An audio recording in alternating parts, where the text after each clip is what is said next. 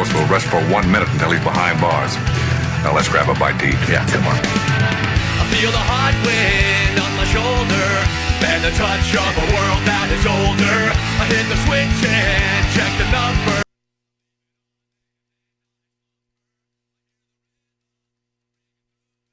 Flamenco guitar and cumbia music. I hear the talking of the DJ. The travelation, what does he say?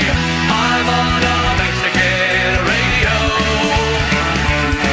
I'm on a Mexican radio.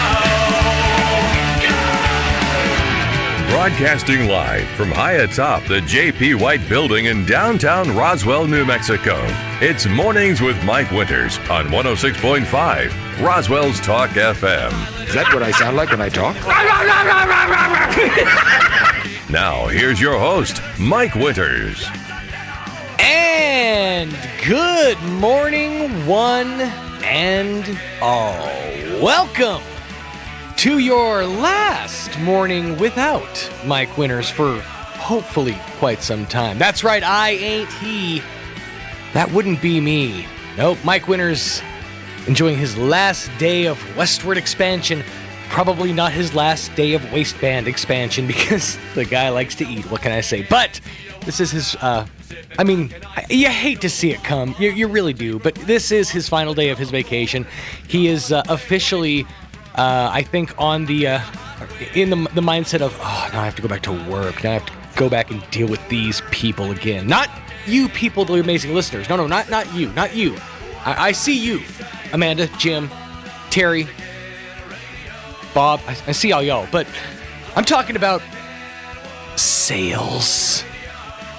Sales.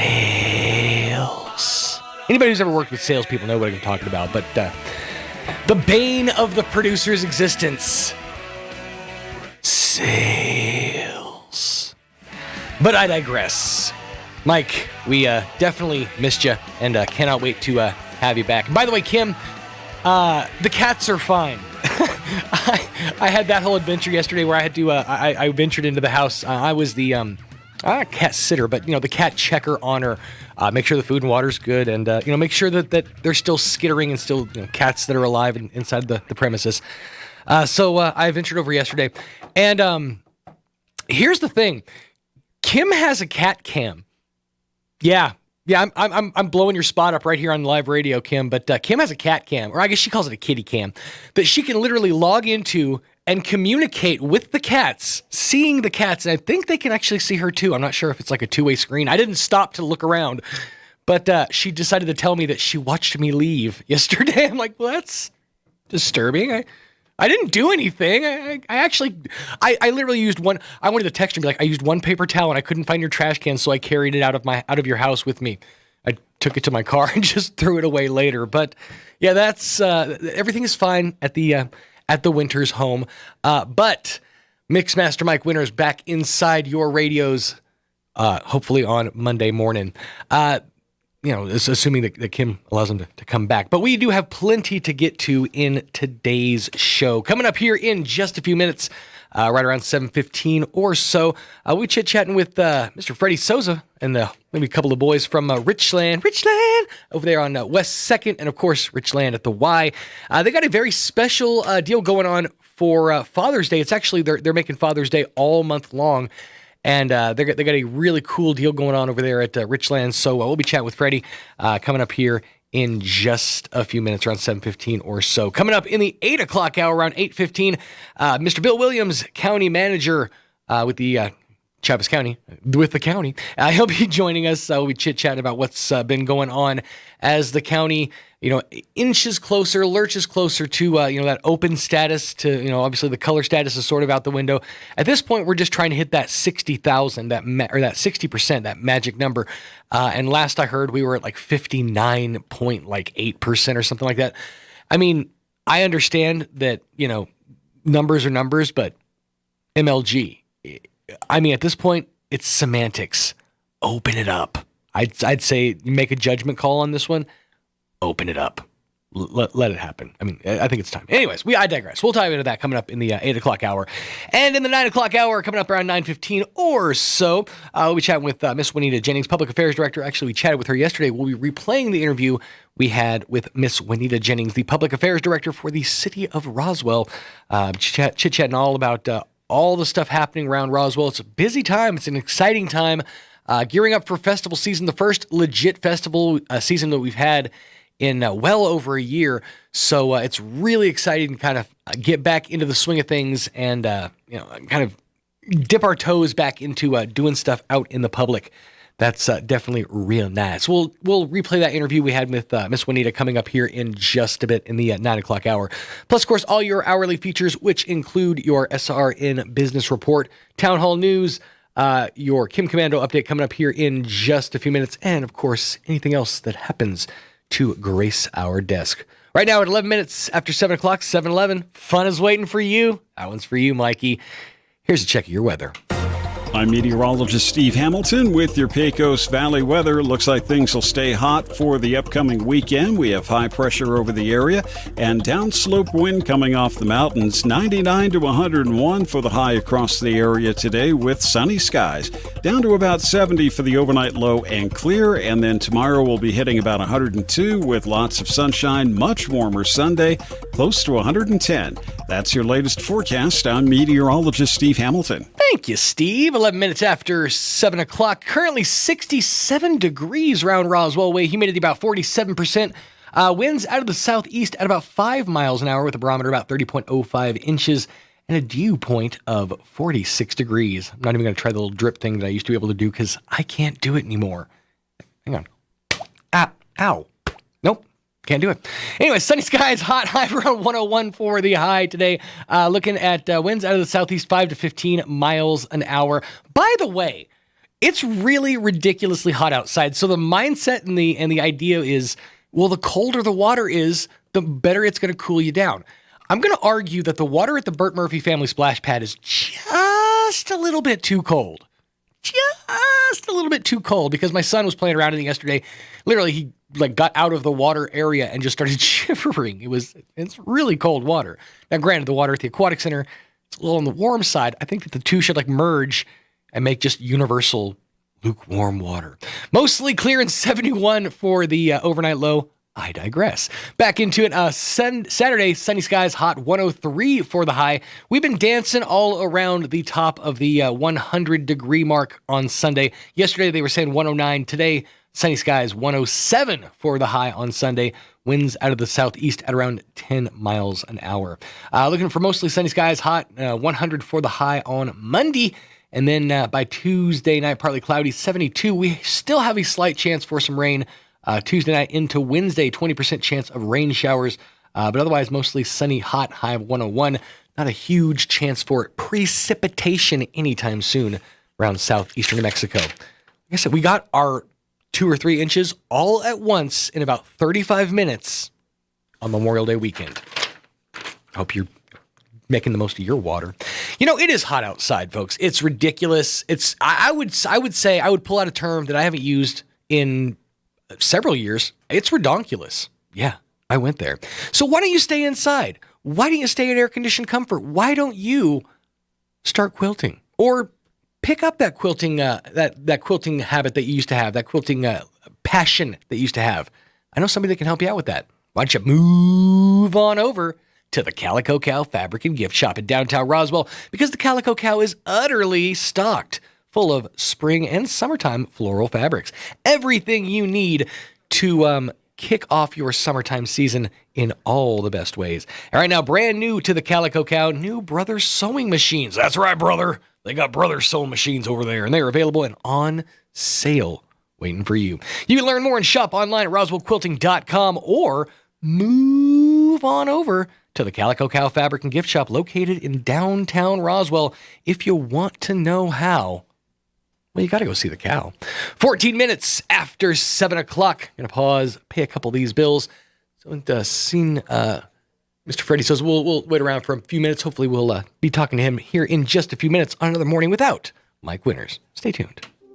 We serve all New Mexico. If you think it's hard to take out a home loan, those rumors are wrong. It's not true. Contact Loan Officer Elliot Rodriguez, MLS number 41002 at CMG Financial, phone number 719-237-4680. At CMG Financial, we can help. Experience extraordinary with CMG Financial, every customer, every time, no exceptions, no excuses. CMG Financial is a registered trade name of CMG Mortgage Incorporated, MLS 1820. CMG Mortgage Incorporated is equal opportunity lender. To verify complete list of the state's license, visit www.mlsconsumersaccess.org. Equal fair housing is the right for everyone to have access to all housing opportunities without discrimination based on race, religion, national origin, sex, color, familial status, or disability.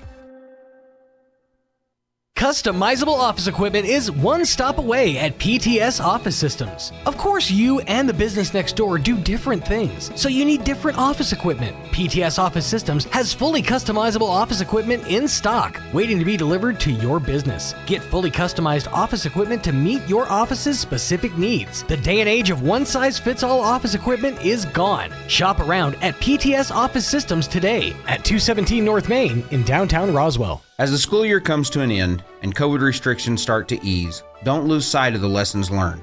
Cover your cough, positive personal hygiene, respect one another, show and tell others you love them. Fiscal and social responsibility are great ways to show your love. This is Damon Graham, your local New York Life agent. I can help you show your love to others. Call me at 575-623-0803 so we can determine how you best can show your love. Expect to be blessed. Here's a Mornings with Mike Winters fun fact. Alaska is the only state name that can be typed on one row of keys. Go ahead and try typing the other 49 states. We'll wait. Here's Mike Winters. And good morning, 16 minutes after 7 o'clock. Mr. Freddie Sosa in the waiting room. He's actually enjoying some breakfast, which gives me a great opportunity to do something that I should have done a few minutes ago, and that's tell you all about McDonald's. Because McDonald's, just like every single Friday, has blessed us with amazing, delicious breakfast treats. And young Tanner has done the running. He definitely did all the legwork. He takes orders the day before. He checks with guests, sees what they want to eat for breakfast, and it's just a really cool thing that that Tanner does. McDonald's always coming through in the clutch. They came through with a single order biscuits and gravy this morning. I've already inhaled half of that. First thing this morning. And I was actually super self-conscious of the fact that I was right here on camera while they were playing with the camera. Before we went live on air, just inhaling a biscuit and some sausage gravy. I'm like, I don't want to sit here and watch myself eat. But nevertheless, there I found myself. But yes, McDonald's with 2 locations currently around Roswell, including the one downtown and the one up by your Walmart Super Center. But coming soon to the south side, the new and improved south side location. That'll be there to serve you with a play place, from what I understand. They're actually putting a play place in there, so it's pretty awesome. But yeah, McDonald's, 2 locations around Roswell. Download the app for super convenient dining experience. Joining us in studio this morning from the Richland Auto Group, Mr. Freddie Sosa. How are you doing this morning, sir? Morning, doing good. Good to hear. Good to hear it. You know, I didn't see it first because you blend in with our chairs. Your shirt, and actually, and mine too, blends in with the chair. So I was like, I don't see him. You kind of pulled some camouflage on me this morning. And then all of a sudden you just see a floating bald head. Well, it was the shine that got me. That's what it was. Now, I got a question before we get started. Is that water? Yeah, it's water. I keep seeing that. What is the appeal to canned water? I mean, I know that the marketing, the whole liquid death thing, but because it's more expensive, right? Yes. Right. So what's the appeal? I'm big into sparkling water. Okay. This is sparkling water. It's not necessarily better than that's just Topo Chico. Topo Chico is probably my favorite. Which I'm a huge Topo Chico fan, but that you got the glass bottle, you kind of have like the the look of it. You're almost drinking it with, which I guess this has the label too, so you're almost kind of leaning into the label. I don't know. I saw boxed water the other day, like water in a carton, and that blew my mind. I'm like, this is the edge of water. Now that's just technology too far, Sean. Right? Because then your water's going to taste like cardboard, and your cardboard's going to taste like water. Nobody wins. Yeah. But I digress. Father's Day is this Sunday, and you guys over at Richland, you're celebrating fathers all month long. Yeah, we're actually what we're doing this month is we're every Friday. So today included, we're giving away these American flag coolers. They're really cool. I mean, Yeah. they're stand-up coolers. From what I can see, they're like all wood design. Yeah, It looks wood like they're design. custom built, handmade.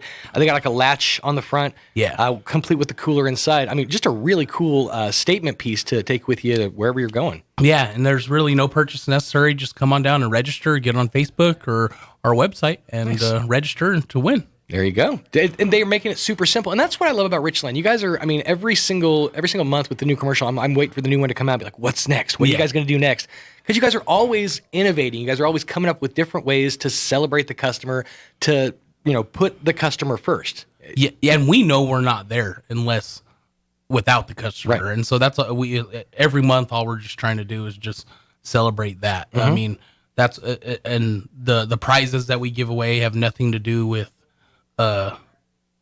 anything really. All we're just trying to do is say thank you. I mean, and that's it feels genuine. It's not too often that you talk the dealer and you actually have that experience of, oh, I'm actually talking to a person. It feels genuine when you're in having the Richland experience. When you're riding for the brand, that you guys actually ride back for us with the brand champion program.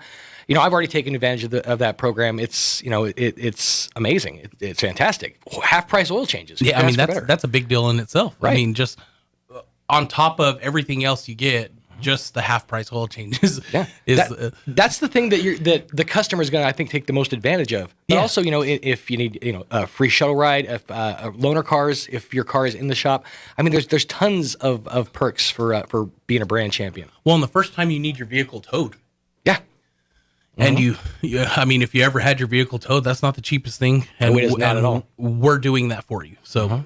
Yeah, I mean, it's when you guys hit the ground running, and the first commercial, I think it was like the second commercial you guys produced was like, free gun with purchase. I'm like, all right, let's see what happens. Let's see what happens when they flip the river card. Okay, Yeah. because if you guys are coming out with gun, I mean, that's the first card you guys are going to play. I'm curious where we're going to go from here. Well, it's go big or go home. That's right. It's I mean, no pun included, but come in with a bang. I mean, that's sort of how Travis has always been. He's from back in the the days of trying to change the whole car buying experience.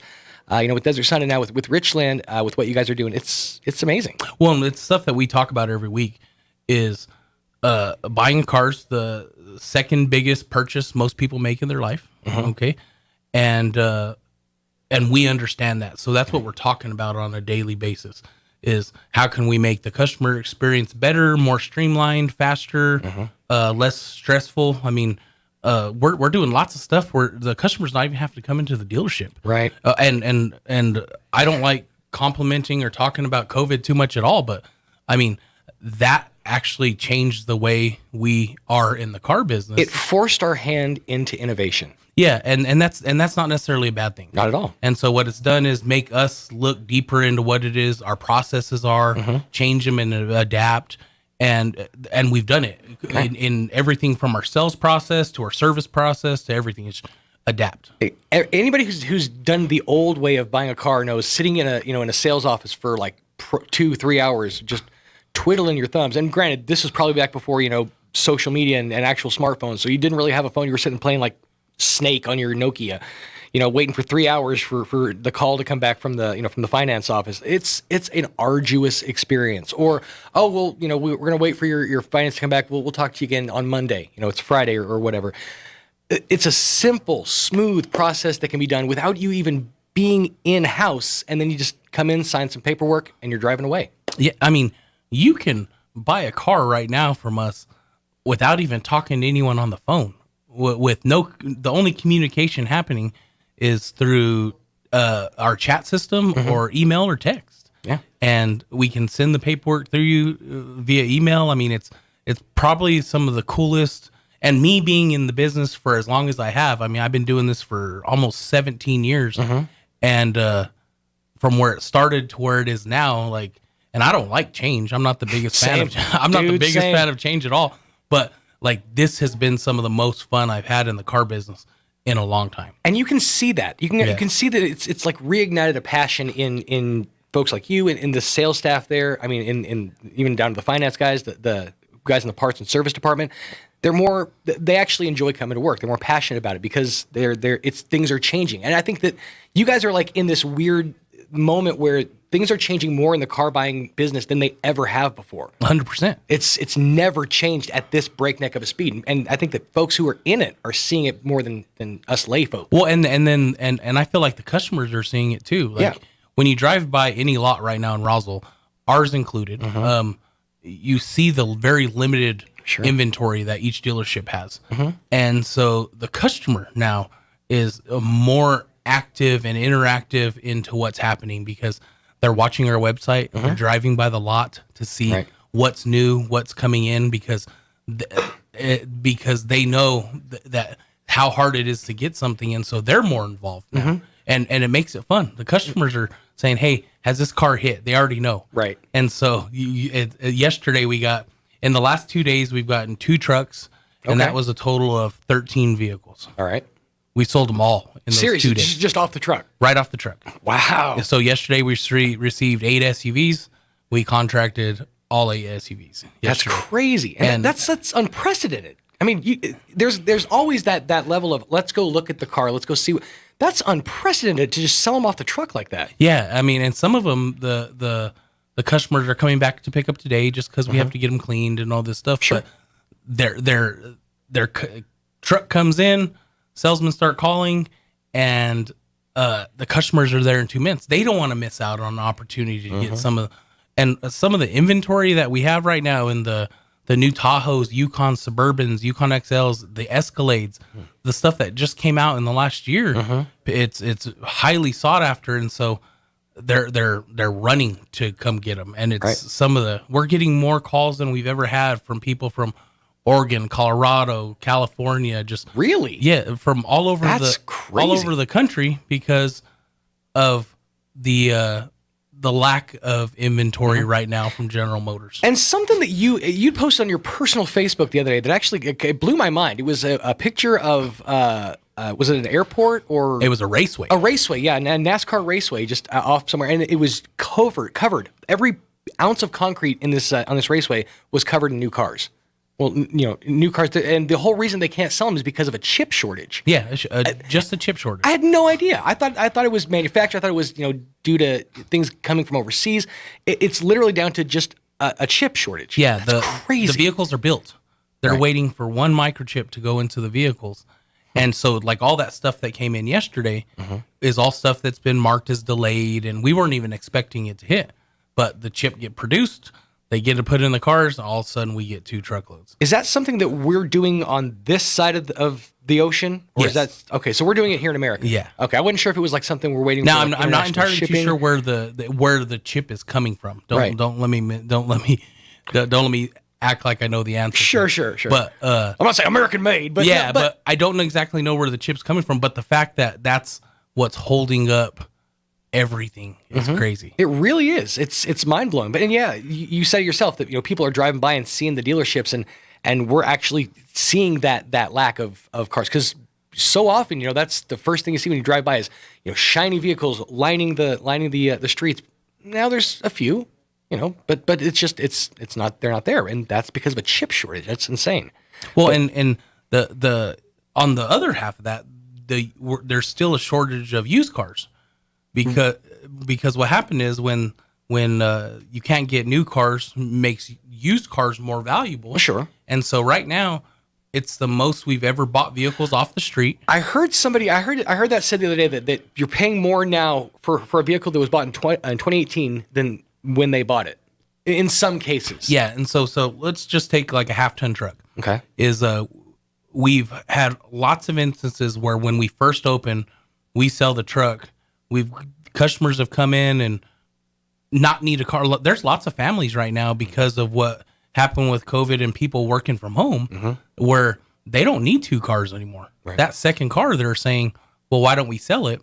And they're getting the same, if not more money on some of these trucks than what they purchased it for new when we first opened. That's crazy. That's insane. It's a seller's market right now, folks. If you're looking to trade up or trade in, now is the time to do it. And I would definitely argue Richland is the place to do it because they do so much for the customer. I mean, I haven't even broken out my story. I was in probably the worst place I've ever been in my entire life, and I was desperate. I was like, I was ready to do unspeakable things under a bridge, under overpass, for a used vehicle. And Freddie came through in a clutch, called in. I still argue the biggest favor of his entire career to get me into a vehicle. And I absolutely adore my little Spark. And that's what I tell my sales guys every day. We're not necessarily in the car business; we're in the people business. Right. And so if you actually take a minute and separate yourself from the job and listen to what the customer, and they're not customers. I mean, me and you have become friends over the years. Absolutely. And so you take yourself out of those situations and and just ask, hey, what's your situation? And if the customer is willing to tell us, then we're going above and beyond to try to make your situation work. Sure. Because it's not always about just buying a car. Sometimes it's about fixing a situation. It is, and it takes it out of that realm of we're having a business transaction, and we still are, but it takes it into a realm of I can actually trust and respect what you're doing. You're not taking me for a ride, and that's because you guys are in the community. You go to the store, you go to church, you go to baseball practice, and you guys see folks every day. So to think that those are the people that you're swindling or trying to work a deal on. I couldn't sleep at night, with that on my conscience. Yeah, and that's not necessarily what anyone's looking to do. They're Sure. what we're doing is coming into work every day, just thinking, okay, yes, we have to sell cars, but I mean, we have a lot more better feeling about ourselves when someone tells us our situation and we can help them overcome it. Like that's a good feeling. Sure, Selling absolutely. cars, cool. Yeah, we like making money. Oh, getting them numbers up, absolutely. But you know, the human side of things. Yeah, that's what makes you go to sleep happy every day. It bumps it up a notch. But yeah, lots of stuff happening, and obviously, I'm trying to make this phrase happen. We're all waxed, vaxxed, and ready for hot boy summer. So I like it. So if you're looking to hit the open road, make sure you do it in a reliable ride, because a lot of folks, they've been sleeping on their cars. Maintenance issues. If you need service, the service department at Richland is second to none. I mean, they're phenomenal. Exactly. One of my favorite things about what we do over there is we hire people. And if those people don't necessarily work in the position they're at, we're looking for a position that fits who they are. Sure. And so you walk in there now, and a guy that may have been your salesman 6 months ago may be the service writer in the service department now, because it better suits what he does for us. Okay. And so we're constantly looking. And so just from what you may have been 6 months ago, the same faces, just in different positions. Sure. Because we're trying to make everyone fit and make the machine work. And that's something else to be commended, because you guys are paying attention to the inside. So often, industries in general, I mean, I've watched for-profit and not-for-profit businesses completely hire from outside because they don't trust the people within. They don't feel like those people can do any of the upper management jobs. But you guys look within, promote from within, move your pieces around and make it work to the best it can. Yeah, we invest in people, not necessarily everything else. I mean, from our customers to our employees, we're investing. And our employees, we're investing in them. And the best thing we can do is just find the right position for them and then give them all the tools to make sure that they succeed. And it's been really cool. Absolutely. So, like we said, it's the best time in history to trade your vehicle in. And vehicles flying off the lot. So, put your name in the hat. Make sure that if you need a new vehicle, make it known now, because selection is not the greatest right now. So it's not the greatest, but it works. Yeah. And we're ordering more vehicles for customers than we ever have. And so if you've never specifically ordered a vehicle for yourself, come on down, sit down, talk with myself. My inventory manager's name's John Kaheen. We sit down and we build everything with the customer, and so that way it fits what they're looking for, and then it comes in, it has their name on it, and they're not the ones rushing to get down there because this one already has their name. Right. It's a cool experience too. If you've never gone through the experience of walking the lot or trying to picture yourself in a vehicle, taking a test drive, getting to actually feel the vehicle. It's just a really cool experience. And Richland, they take it up a notch too, with all the extras, with all the frills, with the half price oil change when you become a brand champion, with with things like this cooler giveaway. It's all these little accoutrements that make the whole experience just all around better. Yeah, and pay attention for next month. Next month's going to be a good one. All right. I definitely will. I also have to say a special thank you for, and this really doesn't have anything to do with you guys, but because of the commercial that I produced, I was able to get my daughter on the radio. Nice. Yeah, so that was fun. It's the first time she's ever been in a commercial, and so now we get to show off to our family and friends. Good. I love it. Fun. That was fun. But and that's what was cool for some of my sales guys too. The commercial we just did that's all on Facebook right now is a kind of a Father's Day thing, and it has my sales guys, Travis, with their young ones in the thing, and so nice. it was a cool experience for the kids, cool experience for the parents to have them in there and something that they can look back on and see forever. I mean, that's another thing too that I did want to mention. You guys pay attention to a lot of nuanced things, like the fact that you have an accomplished rap writer / rapper on your staff, or you did it at the time, and he wrote an entire rap for Richland. Yeah, and that was cool. He actually came in the studio and recorded, and it was a moment of pride for him too. And we got it recorded, sent it over to the place, and I think you guys even used it for a couple of promotional things, right? Yeah, we used it. We still. Oh, really? We still. Nice. I mean, and it's funny. We'll have people. That was one of the first few that we did when we opened, and he came to me and saying, "Hey, what if I wrote a rap?" And I was as long as it's good, I'm in. I'm all about it. And he took it seriously. He got a couple guys in there to kind of help shoot the video. He produced the video. He talked. Everything was. He owned it, and that's what we want our guys to do: is you think outside the box and how you want to advertise yourself. Because as a salesman, you're kind of your own. You're absolutely. You're selling yourself first. Exactly. And so, how is it that you're going to advertise yourself? How is it that you're going to brand yourself? Yeah. And the guys that choose to do that can succeed greatly. And sometimes it doesn't come easy. Sure. But, with a little bit of time, you'll figure it out. It's when you take ownership of the name that you're putting out there and the face that you're putting out there, it endears you to people. It makes you more, people are more likely to trust you, to listen to you, and to know that you're there to, not just sell them a car, but, help them through a time. Yeah. So it's awesome. So 2 locations right here in Roswell. You got the Dodge boys at the Y, and then of course the Chevy location, the GM location over on West 2nd Street. Stop by either location, get signed up. You guys are doing the giveaways later today? Yeah, there's going to be one every Friday through the end of the month. So can people come by today and sign up still? Yes, they can. Okay. We'll draw at 4, but awesome. Anything after that just goes into the next week. Yeah. Gotcha. Perfect. And that's every Friday throughout the rest of the month. You guys are doing that. So I think we have 2 more. 2 more. Yep. Yeah, 2 more. So get signed up, and no purchase necessary. No pressure. They want to see your face. That's really what it is. We're coming out of COVID time. It's just kind of nice to see people face to face again. Yeah, shake a hand. And it's awesome when people say, "Oh, I've never won anything," and then they get to show up and get something cool and get their picture taken. People love stuff like that, and we love it too. Absolutely. Go by and stop by and see the boys and ride for the brand, because they ride back for you. It's awesome. Freddie, thank you so much for your time. Thanks, buddy. Appreciate you. Absolutely appreciate you back. Anytime you guys got anything going on, come on back to us. We love having you back. 38 minutes after 7 o'clock. Let's get you up to date with some local news. Now for a Pecos Valley news update, I'm Jared Cirillo. The debate over whether the public has a right to fish or float streams and other waterways that flow through private property has percolated for decades in many western U.S. states, and it's reaching a boiling point here in New Mexico. The State Game Commission, which oversees the state's wildlife management agency and also sets hunting and fishing rules for the state, was scheduled today to take up the applications of landowners who are trying to keep the public from accessing their stretches of streams without permission by certifying the waterways as non-navigable. New Mexico people vaccinated to meet a deadline set by Governor Michelle Lujan Grisham. The Democrat governor wanted to reopen the state by July 1st as long as 60% of residents 16 and older will fully vaccinated, at least 2 weeks ahead of that date.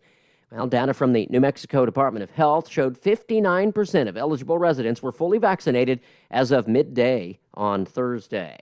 You're up to date. I'm Jared Cirillo. Weeks ago, I told you about the Bank of England chief, Governor Andrew Bailey, who said anyone who invests in cryptocurrency should be prepared to lose it all. I'm Kim Commando with news that his prediction came true for a big-time American businessman, brought to you by SimpliSafe. True security comes from human connection. SimpliSafe is there when you need them. Get a free security camera at simplysafekim.com. It doesn't matter what you think you know about cryptocurrency, you can still lose it all. On Wednesday, billionaire, Dallas Mavericks owner, and Shark Tank host Mark Cuban was caught up in a cryptocurrency token market crash.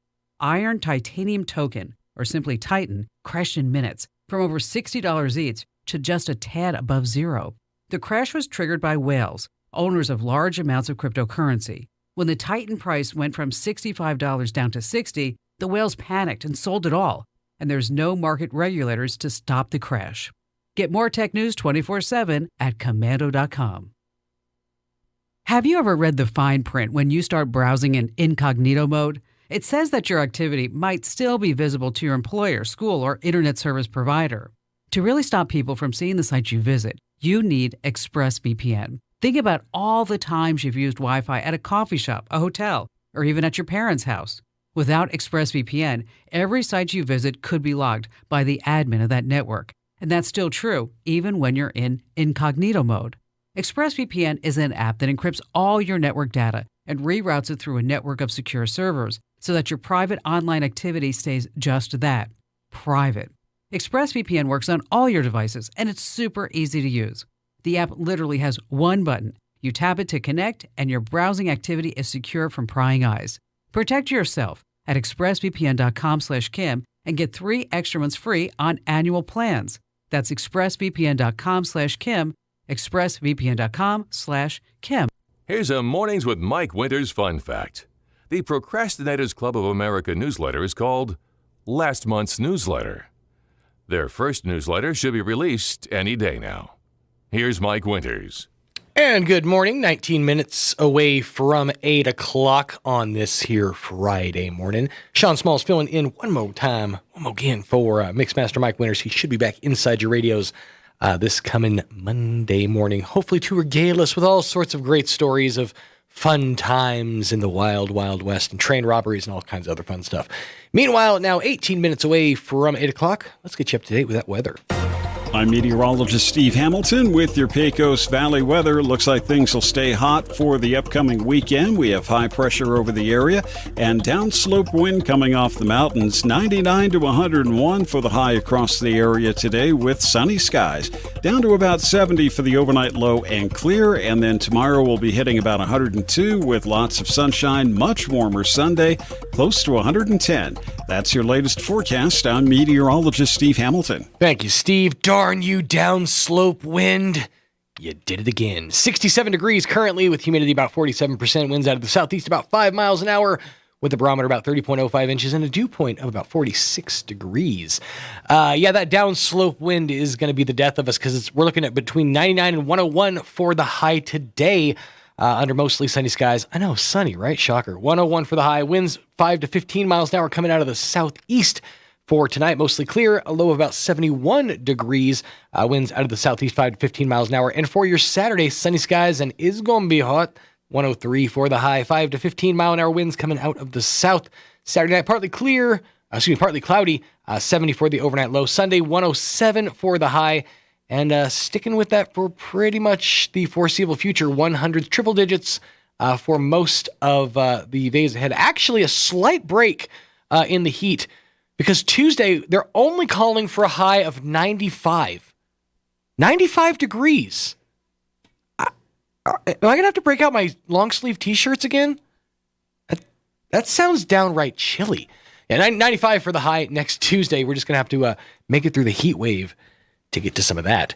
17 minutes away from 8 o'clock on your Friday morning. Hey, real quickly, wanted to remind you that, we're coming into the busy season. We're going into a very busy time with Alien Fest, UFO Festival, and all that other stuff happening. But the weekend that's happening, Grace Community Church is going to play host to some pretty cool chemistry. Families are going to be amazed and entertained by explosions, colored foam, liquid nitrogen, and glow-in-the-dark solutions during the amazing chemistry show and family experience That's coming up to Grace Community Church on July the 2nd. Now, the Amazing Chemistry Show is an educationally entertaining stage production using fast-paced and engaging science experiments to captivate kids and adults while sharing the love that God has for them. By the way, I actually got a chance to see this show in Albuquerque at an event, and it is a phenomenal show. It's really cool stuff that you could actually just do in, maybe not in your own home, but if you can get a hold of like some dry ice or, some other things, there's a lot of really cool experiments that you can do with your kids to show them how chemistry works. Grace Community Church is going to play host to this free event. It's going to happen at 6 p.m. on July 2nd. It's kind of kicking off a weekend of fun because that whole weekend is chock full of all sorts of activities. But Grace Community Church, 935 West Mescalero Road, 6 p.m. It is a free event, but you will need a ticket. Now, tickets can be picked up at the church office Monday through Friday from 9 a.m. to 4 p.m. or on Sunday from 9 a.m. to noon. 15 minutes away from 8 o'clock. Let's pause and see what's going on here. We're going to pay a couple of these bills, but we'll dive into something else here on A Morning Without Mike Winters. Stay tuned. It's time for the Southeastern New Mexico Sports Report. Last day of the regular season today in baseball action, and you've got a big one in Roswell as the Goddard Rockets host the Artesia Bulldogs. This is for the district championship. Artesia's 8-2 in league play, and Goddard is 9-1. Meanwhile, also in baseball, Roswell at Clovis. That starts at 5 o'clock, also a doubleheader. And you've got Carlsbad at home against Hobbs in a twin bill. Carlsbad hoping to take a win off of an undefeated Eagles squad in district play. Yesterday, a big day at the 1A State Track and Field Championships for Hannah Lilly from Gateway Christian. She was first in the 800, third in the 1600, fourth in the javelin. And Adrian Guillen from Lake Arthur, a senior for the Panthers, he was second in both the shot and discus, third in the javelin. The Sports Report brought to you by DSI. Call DSI for all your office technology needs. I'm Eric Butler at 92.9 The Brand. With the SRN News Business Brief, I'm Bill Alexander. Portland, Oregon is trying to make a comeback with the community and business. Following the killing of George Floyd, there was a surge in deadly gun violence and an increasingly visible homeless population. City officials insist Portland is resilient as they launch a revitalization plan with cleanups and police reform. Business grants have offered relief to many entrepreneurs affected by the pandemic. This aid will likely start to dry up as the country recovers, but free money is available from other sources to help your business grow. Small business development centers can help you find opportunities. On Wall Street, the Dow fell 210 points to 33,823. The Nasdaq gained 121 to 14,161, and the S&P 500 was off a point to 4,221. With the SRN News Business Brief, I'm Bill Alexander in Washington. When you need an oil change, but you don't want to sit at the shop all day, call Nazca Quick Lube. They're new to town, and what makes them unique is that they come to you. As your car is parked at work or wherever, they will change the oil and provide a tire rotation and restore your headlights, so you don't have to spend hours sitting at the shop. Call 808-9134. That's 808-9134. Nazca Quick Lube. Let their quality service come to you. If you have a student who's ready to further their education, think Eastern New Mexico University first. The state of New Mexico, through the Lottery Scholarship Program, will pay 100% of your student's tuition if you are a New Mexico resident. Don't miss out on this great opportunity to further your student's higher education at the only four-year university on the High Plains. For more information, visit enmu.edu. Explore, experience, excel. Eastern New Mexico University. Well, the geraniums were a little slow at getting started this year, but now they're ready to go. Hi, this is Jim Gill with a lesson in delayed gratification. At Roswell Seed Company, we grow our own geraniums, and that old polar vortex sure slowed them down. But now they may be the sturdiest, most colorful geraniums you've ever put in the ground, so come get yours today. Kind of like your neighbor's son who's still living in the basement. Late bloomers can be the brightest of them all, or maybe not. Have you seen that kid? In the book of Psalms, David writes a psalm during a particularly difficult time. He composes these words: "The sacrifices of God are a broken spirit. Broken and contrite heart, O God, you will not despise." I've always found this to be an interesting psalm.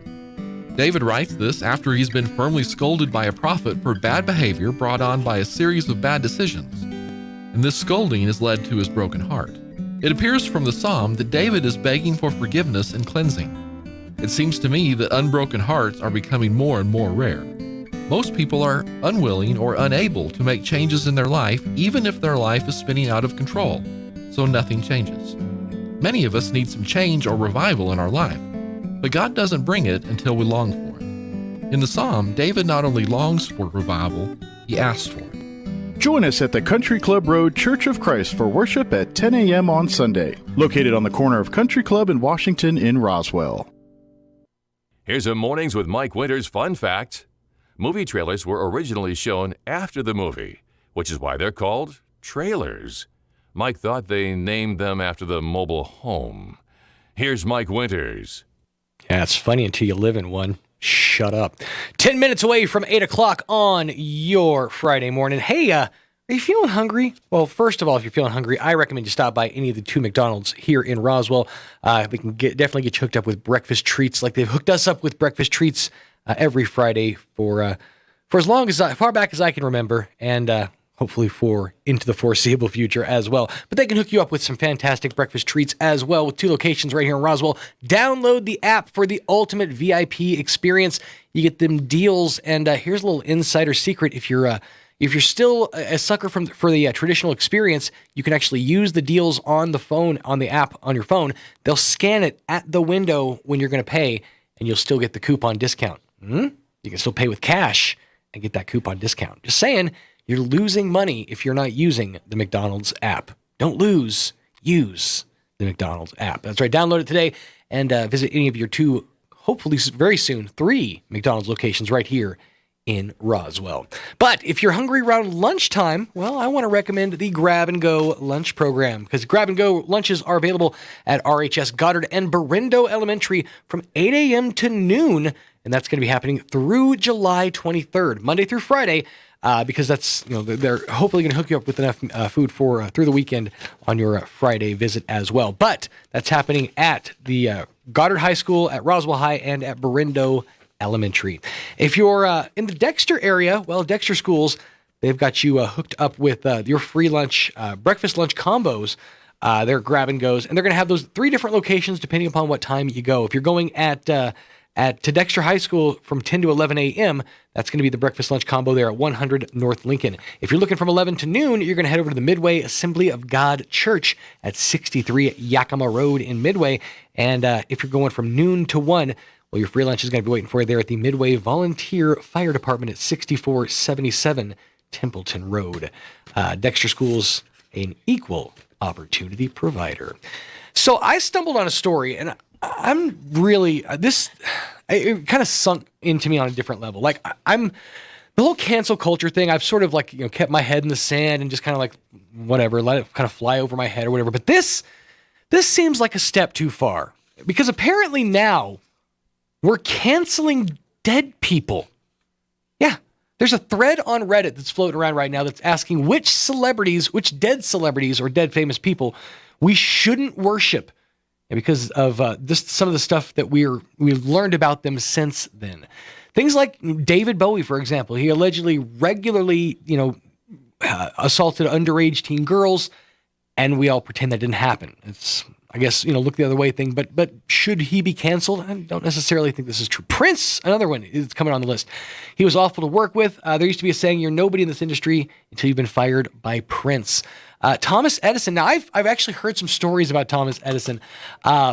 Way back when I was in high school, my dad wanted to start an e-commerce website, of all things. He went to a conference about starting e-commerce websites and accepting credit cards over the internet, and it was this whole thing. So I had to build a website for him, and the name that he wanted for this website was The Electric Elephant. And you're wondering, why? Why is that? So the idea for the name of the store is behind a story involving Thomas Edison from years ago, because back when he was still alive, to show the difference between his AC current and Tesla's DC current, or whichever one is. I believe it's one is AC, one is DC. I'm not sure exactly which one. To show that Edison's technology was safer than Tesla's, he actually electrocuted an elephant on a steel plate using what he alleged was Tesla's unsafe technology, when in fact it was actually his own technology that made it happen. So it's kind of a weird story, but he wanted this website to be called The Electric Elephant based off of this horrific, traumatic story. And I digress. But yeah, Thomas Edison, not the greatest dude on the planet. He also stole patents. He stomped out competitors with physical force and violence. He allegedly did that whole thing with the elephant too. So just maybe not the best dude in the world. Ray Charles, though, I mean, should he be canceled? Ray Charles? He granted made children all over the world and refused to acknowledge them. I argue that was largely because he couldn't see them. Hugh Hefner. Now, I've said this for several years. He's actually not really a feminist. He's more of a big misogynist. There's other folks on this list. I won't go through necessarily all of them, but folks like Henry Ford, Stanley Kubrick, James Brown made the list, as well as FDR and John Wayne. The list also includes Christopher Plummer, Rick James, the Wright brothers, and apparently even Gandhi. So I don't know, though. I feel like this is a step too far. Folks who have had their legacies, whatever, they're going to be known for what, the thing they leave behind. It ain't a question of if they will, but how they remember you. And they're going to remember you, probably in a negative light, the people that you affected negatively. That having been said, should we take away the shine of someone that they also earned? I mean, they had a whole lifetime of doing things that they should be and could be remembered for. And I would argue that, the people that they affected negatively will have those negative feelings about them, but the people they affected positively, why have those feelings at all? Just an argument. We'll just call it that. Hey, coming up here in the 9 o'clock hour, we're going to replay our interview we had with Miss Juanita Jennings, Public Affairs Director for the City of Roswell, where we talk about all things involving UFO Festival. But we are coming up on a busy season with the UFO Festival kicking things off in conjunction with Alien Fest that's going to be happening all over downtown Roswell as well. But all sorts of activities happening all over Roswell. If you go to ufofestival.com, that's ufofestival.com, they've got a full itinerary of all of the events, lots of free activities and events happening all around the area, but also lots of really cool paid events. I was talking to a friend yesterday about the interactive movie experience and just kind of how cool that is to actually have one of those experiences where, you actually get to feel the wind in your face or get wet if the scene calls for wetness. And the fact that it's happening with Spaceballs, dude, I'm in. I'm totally in on that. Of course, that's going to involve a ticket. But the other thing is they're going to be doing an EDM party over at the Aquatic Center on, I believe it's on the Saturday night on July 3rd. That's definitely going to be a hot ticket for that weekend, pun absolutely intended on that one. So, check out the full itinerary of events at ufofestival.com. But in conjunction with that is the Alien Fest 2021, which is actually happening July 1st through the 3rd. Same days, it's going to be happening in conjunction with the other festival. They're going to have scavenger hunts, costume contests, lots of entertainment in downtown. They're going to have a whole day of concerts that are going to be featured. And I actually talked to Miss Marie a few times over the last couple of weeks, and she's, basically been getting that set list set up and making sure that it's perfect the way that it needs to be, and she's got that set locked down. So it's going to be an amazing day of entertainment. If you want more information about Alien Fest 2021, you can get that info at ufofestivalroswell.com. So there's a little delineation there. ufofestival.com for UFO Fest, ufofestivalroswell.com for Alien Fest 2021. But both festivals working in conjunction with each other. So it should be an absolutely amazing weekend, kicking off just a full-blown slate of events with festival season. Because after that, you got all the weekend activities. The Roswell Museum and Art Center is starting to open back up. Aquatic Center's got its full business hours. And then, we're straight headlong into Chili Cheese Fest, Eastern New Mexico State Fair. It's going to be nonstop. And it's just kind of nice to have that.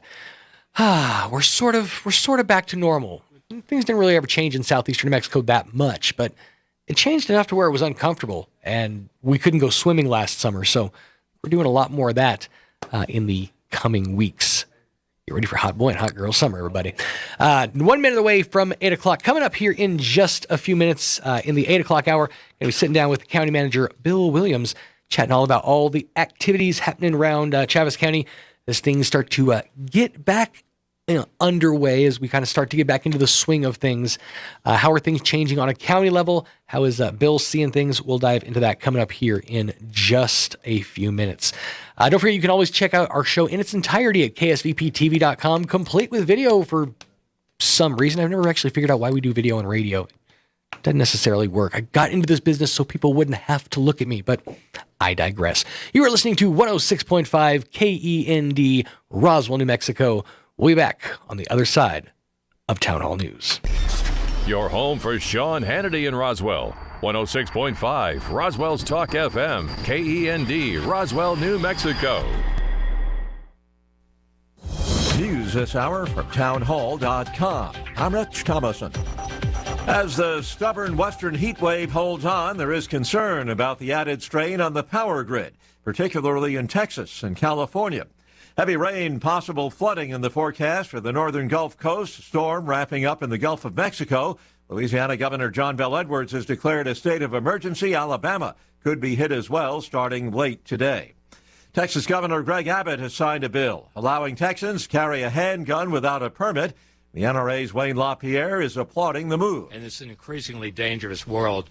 People want to be able to protect themselves, and thank God Texas is leading the way for the country in making that possible. It is a question that House Speaker Nancy Pelosi apparently did not want to touch. The question posed by CNS News: is an unborn baby at 15 weeks a human being? I am a big supporter of Roe v. Wade. I am a mother of 5 children in 6 years. I think I have some standing on this issue as to respecting a woman's right to choose. And after that, Pelosi immediately moving on to another reporter.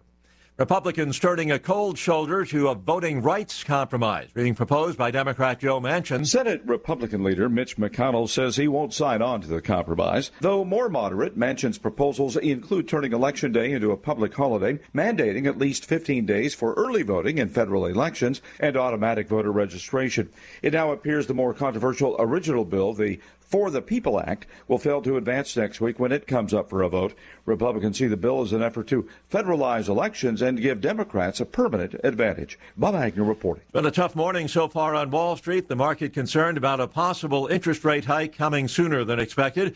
Right now, the Dow down 382 points, NASDAQ off 64, and the S&P trading 33 points lower. More on these stories at townhall.com. Are you dealing with personal or business tax issues with the IRS? Does the thought of wage garnishments, bank levies, tax penalties, or having to engage with the IRS worry you? Owing taxes to the IRS or state can be stressful, and ignoring them can make your situation worse. At Federal Tax Law Group, we help individuals and businesses reduce debts and negotiate with the IRS Fresh Start program. Our assistance can save you from drowning in taxes and may even keep you free of prosecution. With over 2 decades of experience, our tax professionals understand your needs and will customize a tax solution that's in your best interest. Call Federal Tax Law Group at 800-500-9172 for a free consultation to discuss resolving your tax problem. That's 800-500-9172. Again, 800-500-9172. Or visit us online at federaltaxlawgroup.com. Japan's public health officials find themselves at odds with the country's politicians over whether to allow spectators at the Olympics, scheduled to begin next month. In his report, Mr. Omi says the safest option is to have no spectators at all. But if there are going to be spectators, he wants them to only come from the local areas hosting each of the Olympic venues. Meanwhile, the Tokyo city government has today begun vaccinating around 40,000 people who'll be working in and around the Olympic venues. They include staff, volunteers, and members of the media. Critics have been quick to point out that this last-minute vaccination program will reach less than 1/4 of the nearly 200,000 people working or volunteering during the Games. The BBC's Rupert Wingfield Hayes in Tokyo talking about a report issued by Japan's senior COVID advisor. Public sentiment in Japan has been generally opposed to holding the Games. News and analysis at townhall.com.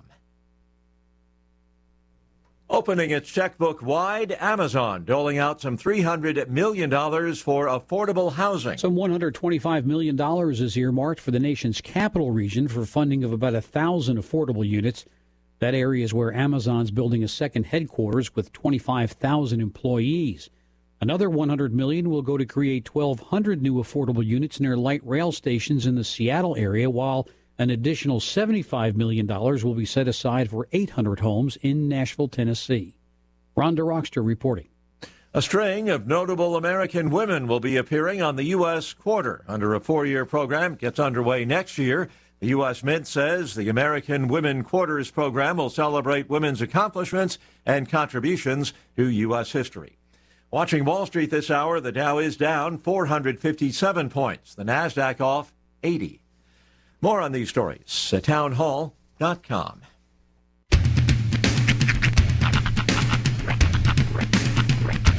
What in the wide, wide world of sports is going on here? I promise you, whatever scum did this, not one man on this force will rest for 1 minute until he's behind bars. Now let's grab a bite to eat. Yeah, come on. I feel the hot wind on my shoulder and the touch of a world that is older. I hit the switch and check the number. Hear the rhythm ringing through it. Flamenco guitar and cumbia music. I hear the talking of the DJ. The travel listen, what does he say? I'm on a Mexican radio. I'm on a Mexican radio. Broadcasting live from high atop the J.P. White Building in downtown Roswell, New Mexico. It's Mornings with Mike Winters on 106.5 Roswell's Talk FM. Is that what I sound like when I talk? Now, here's your host, Mike Winters. And good morning, one and all. 6 minutes after 8 o'clock. Welcome to hour number 2.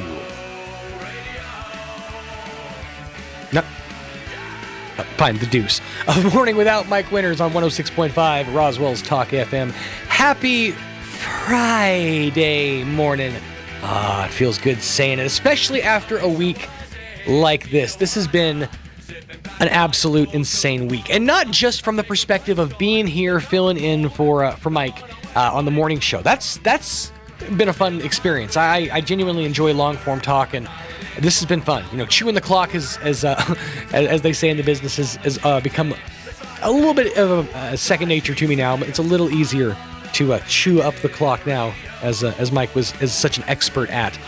But in addition to that, I've also had the entirety of the production slate here at Pecos Valley Broadcasting on my shoulders, and my childcare has been out of town for 2 weeks. Full pullback of the curtain. They went up to Minnesota to visit the rest of the family. So we've had no childcare this whole week. Myself and the kids' mom, we've had to kind of balance things around and take care of kids where I could and where she could.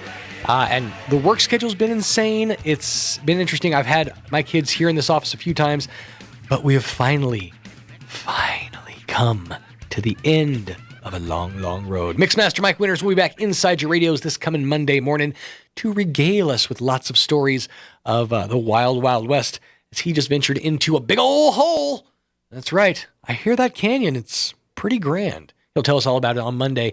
And I'll have all kinds of really, really cool pictures as well. Hey, speaking of pictures, coming up here in just a few minutes, I'm going to sit down and chat with Bill Williams, the county manager from the Chavez County, and we're going to chat about what he's been up to, but he brought in some really amazing pictures that sort of put things into perspective on some stuff that we were talking about with the county commissioners, Jeff Bilberry and Will Cavan, just the other day, all about wind turbines. He brought in some just absolutely amazing pictures that put things into perspective. So we'll talk about that, and I'll try to show these off to the camera. They're printed up big enough to where I think I can hold them up, and you can kind of see what we're looking at here. But just really some cool stuff we'll dive into coming up in just a few minutes, right around 8:15 or so. Plus, of course, your hourly features, which include your SR in Business Report, Town Hall News, and whatever else comes our way. Got to say a humongous thank you to the fine folks And Mickey D's, the Golden Arches. That's right, McDonald's hooking us up with fantastic breakfast treats as they do every single Friday. And they want to hook you up with some breakfast treats as well. They've got a fantastic menu chock full of all sorts of choices. If you're maybe more of a light breakfast person, they've got something for you there. If you're somebody who eats cement in the morning, like I am with biscuits and gravy, well, they got something for you too, doggone it. Something for every palate and every budget too. Stop by and see them at any one of the 2 locations here in Roswell, soon to be 3 with the opening of the south location as they finish that, the construction of that, complete with its own play place. And you can also order through the app. If you order through the app, it's the complete VIP experience. You pull in and let them know you're there. Your food doesn't hit the grill or the oil, as it were, until you say, I'm here. That's when they start your order to make sure that it comes out fresh, hot, ready for you to enjoy.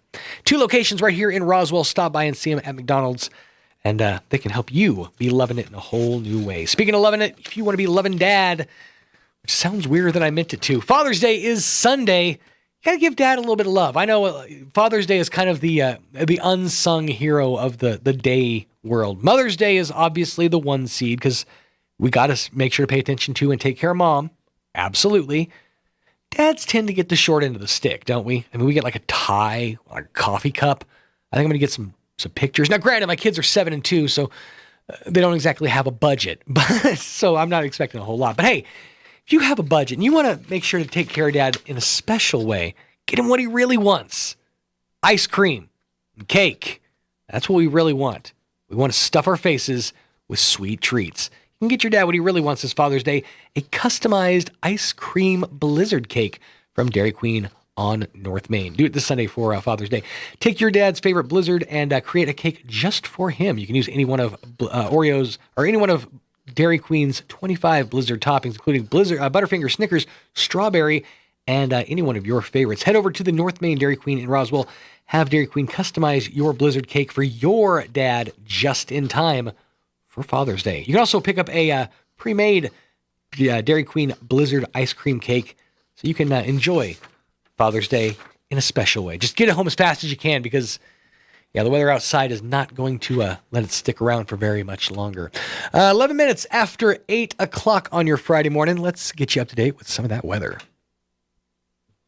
It's doing it to me again. I hate when it does this. So, here we are, smack dab in the middle of Tailgate Nation with a whole summer of fun and adventure in front of us. And here at the Tailgate Nation, Roswell Ford is making it easier than ever for you to trade up during our used car extravaganza. Roswell Ford has the largest selection of pre-owned vehicles in southeastern New Mexico, with quality cars and trucks starting at just $5,000. And because demand has never been higher, your trade-in has never been worth more. So if you're upside down, this is the time for you to get back on your feet. We're talking premium, hard-to-find vehicles like Raptor, High Country, Camaro, and Charger. Each one passed a rigorous 139-point inspection. And Roswell Ford gives you a 3-day money-back guarantee so you can buy without being shy. Tailgate Nation is calling, so saddle up, partner. Let's hit the road with a fresh new ride. It's the used car extravaganza at Roswell Ford, the Tailgate Nation at the corner of 9th and Main. In the book of Psalms, David writes a psalm during a particularly difficult time. He composes these words: "The sacrifices of God are a broken spirit. A broken and contrite heart, O God, you will not despise." I've always found this to be an interesting psalm. David writes this after he's been firmly scolded by a prophet for bad behavior brought on by a series of bad decisions. And this scolding has led to his broken heart. It appears from the psalm that David is begging for forgiveness and cleansing. It seems to me that unbroken hearts are becoming more and more rare. Most people are unwilling or unable to make changes in their life, even if their life is spinning out of control, so nothing changes. Many of us need some change or revival in our life, but God doesn't bring it until we long for it. In the psalm, David not only longs for revival, he asks for it. Join us at the Country Club Road Church of Christ for worship at 10 a.m. on Sunday, located on the corner of Country Club and Washington in Roswell. Oasis Computers has been Roswell's trusted source for home and small business computers for over 30 years, and they continue to be your best resource for computer repairs, operating system upgrades, web root managed, antivirus, special orders, and more. Oasis Computers is now open from 8 to 1, Monday through Friday to better serve you. Service calls by appointments and after-hour appointments are available too. Stop by Oasis Computers at 1703 North Garden or call or text 575-625-9141 for even faster service. Eastern New Mexico University is open for visitors to come to visit our campus. Come be our guest for a guided tour of one of the best small-town college atmospheres in the Southwest. Take a look at all ENMU has to offer, including the best residence halls in New Mexico as recognized by Niche.com. Sign up today for your personal tour of ENMU and our beautiful campus by visiting enmu.edu/visit. Explore, experience, excel. Eastern New Mexico University. Here's a Mornings with Mike Winters fun fact. 95% of people text things they could never say in person. Check your text messages. We just sent you something. Here's Mike Winters. And good morning, 15 minutes after 8 o'clock on your Friday morning. Sean Smalls filling in for Mixmaster Mike Winters. He'll be back with you on Monday. Joining us in studio, County Manager Mr. Bill Williams. How are you doing this morning, sir? I am well. How are you, Sean? Doing good, doing good. First, I have to ask. I've wondered this for many of your visits. Do you ever just opt for the formal? Do you ever go by William Williams? I do sometimes. I sign everything William B. Williams. Just for fun. Oh, and yeah. your middle initials B. That's perfect because sometimes William B. Williams. Right. I love it. And people say, your name's really William Williams? I says, yes. My mother took one look at me and said, that boy's too dumb to remember two names. So she gave me the same name twice. And then the next question, well, what's the B stand for? It stands for Bill. I'm telling you, I was a dumb-looking kid. William Williams. I love it. That is fantastic. Well, you guys are coming off of a very busy and very accomplishing evening. You guys got a lot accomplished last evening with the commission meeting. Several people showed up. You said a pretty decent sized house. We had our normal commission meeting at 9 o'clock in the morning. We had an IHC meeting, an indigent healthcare meeting at 8:30. It ended. We went into our commission meeting at 9. But last night we had a special commission meeting at the fairgrounds because we wanted to be sure we could accommodate all the people we were expecting, and we were pleasantly surprised that we did have over 100 people. That's awesome. To come and listen about the 30 by 30 land acquisition that the federal government is trying to do. It's 30% of the lands and oceans or waters in the U.S. Should be under government control by the year 2030. And then if you continue to research all this, National Geographic has done a big article about the true goal worldwide is 50% of the lands in the world by 2050 need to be under some government control, like a consortium, I guess, will supervise it throughout the world. Because they've proven time and again that they know so much of what they're doing. Exactly. We have these farmers and ranchers who are the best stewards of the land. You know, they take care of it because that's their bread and butter. That's how they've survived. And in our area, we've had generation after generation after generation survive on the same lands that other people couldn't last 5 minutes on. And they have made a healthy living. They've protected the land. They've made do with the limited water supplies we have, the droughts, the floods. And the federal government thinks that they can manage these lands better than the people who are truly the best stewards of the land. Feeding the land, feeding the ecosystem that has kept them fed, has kept them alive. Obviously, they're going to take the best care of their land, of their their creatures, of the things that they have been granted to take care of. Right. So it doesn't make any sense to me. But obviously, there's a lot to unpack with that because it's not just a land grab. There's a lot of tentacles, so to speak, and so it's kind of just an explanation. Yeah, there's a lot of deception going on. It appears, because we package this. They've already changed the name because it's very unpopular. 30 by 30, and the national news media has picked it up and said, so it is a land grab, the 30 by 30 land grab, and that's exactly how we feel about it here in Chaves County. So they've already repackaged it, remarketed it as the America the Beautiful. America the Beautiful. Yeah. Who's not for conserving some land and taking care of these other creatures and all this? To a degree, maybe, but they're talking about taking private lands. We already have over the amount of lands in the U.S. are already set aside as government lands. But those aren't the lands that they want. They already have more than 30% of the land in the continental U.S., well, in the entire U.S. Sure. But that's not the lands they want. They want private lands that they can set aside, call wilderness areas, pristine areas, which means we're not going to be able to go in there. Right. There will be no oil and gas exploration. There will be no mixed use, no grazing, none of those types of things that we currently have available on federal lands to make it a productive part of our nation. You know, they are actually talking about taking a lot more offline. And when you start researching it, you find out that this doesn't all add up. Sure. There's a lot more going on here than meets the eye. And exactly what that is, who knows? Right. And that's the thing is, in an age where so much information is, readily available and so many people are doing so much research, the fact that this is happening so clandestine and so kind of undercover, it's a little, something ain't stirring the Kool-Aid right, so to speak. Yeah, this started taking place, I believe she said January the 11th. We had a great speaker last night. Her name is Margaret Byfield. She's from American Stewards for Liberty. You can look them up online. She's got a lot of great information, but she's helped Chaves County in the past with numerous fights. We've don't like the federal government coming in and trying to take over our county. We know what we need to do here in Chaves County to create the best environment for our people and for our communities and to take the best care of the land, as we spoke a minute ago. The federal government doesn't know how to manage the lands better than our own citizens. Let's take a look at how they handled the pandemic, and then we'll talk about how they're going to handle our land. Exactly. I mean, the majority of the damage that we saw in southeastern New Mexico, yes, we saw loss. Yes, we saw, and I'm not trying to downplay COVID, but the majority of the loss that we saw came from loss of revenue and loss of business. Right. And that's what really hurt. And it's when matters were taken out of our hands, things kind of went out of control.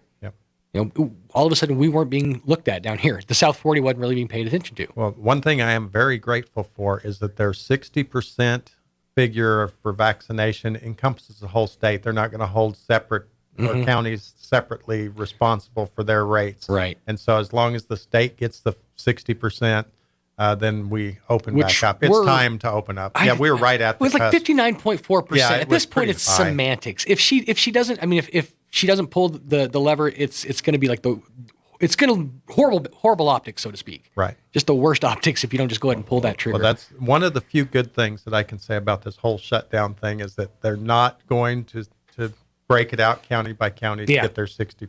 Yeah, that's that's a whole nother topic. So I guess I'll stay off of that. Whole nother ball of knots that we would need to unknot. But one of the things that Bill brought in, actually, just to kind of divert for just a second, you blew my mind with these pictures here. He brought in a picture to put things into perspective. When the commissioners were in on Tuesday, we were chatting about some of the renewable energy that they're putting in place, and a lot of the wind turbines and alternative energy sources. And we were talking about the resources that go into just building a turbine.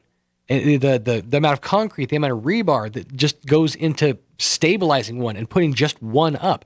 And Bill brought in some pictures that absolutely blow my mind. I'm going to try to show these to the camera as best I can. This is the rebar and base. Oh, there you go. This is the rebar and base. I'll bring the mic over here.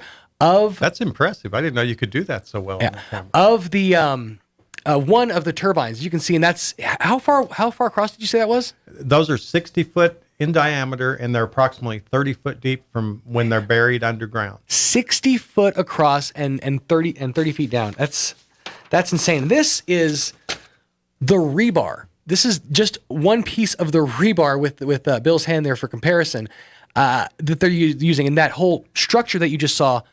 That's the size of the rebar they're using to put things into perspective there. And I wish I could remember how many pounds of rebar it was when I reviewed those plans. It was just an amazing deal.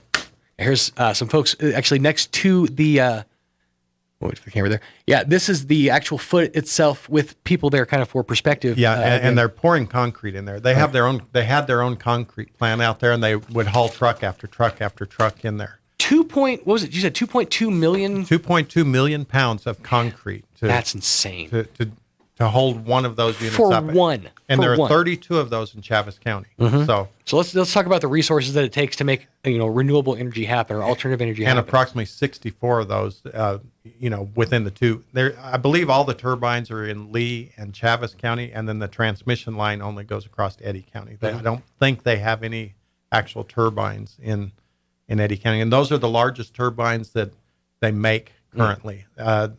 They said that those typically have only been used offshore. I mean, this is not the only ones in the world, right? Those are typically only used offshore, and they're about 600 feet high from the ground to the tip of the rotor if it's pointed straight up. Wow! I think it was 590 feet. That's a big old fan. It is. That's crazy, but it's more evidence of the fact that yes, it is something that we are working towards. We can get there, but we're not there yet. Well, and the thing about the Oso Grande project, which is the one that you have the photos of there, that's out on the Cap Rock about 30 miles east of Hagerman. Those were built by a private company. They were not paid for with industrial revenue bonds because when you do that, then you get payment in lieu of taxes for a period of years. They get the money, they get to offset their tax base. Sure. Those were paid for by a for-profit company and sold before they ever had them built to Tucson Electric Power. And as soon as those came online, they hit the tax rolls. So as residents, we're getting the full benefit of the taxes that should come off of those. Awesome. And I like that because I don't like where oil and gas is shoved aside and we're giving all these incentives to other things when oil and gas is our bread and butter. Exactly. It's part of the world. And they deserve the breaks, not some flash in the pan.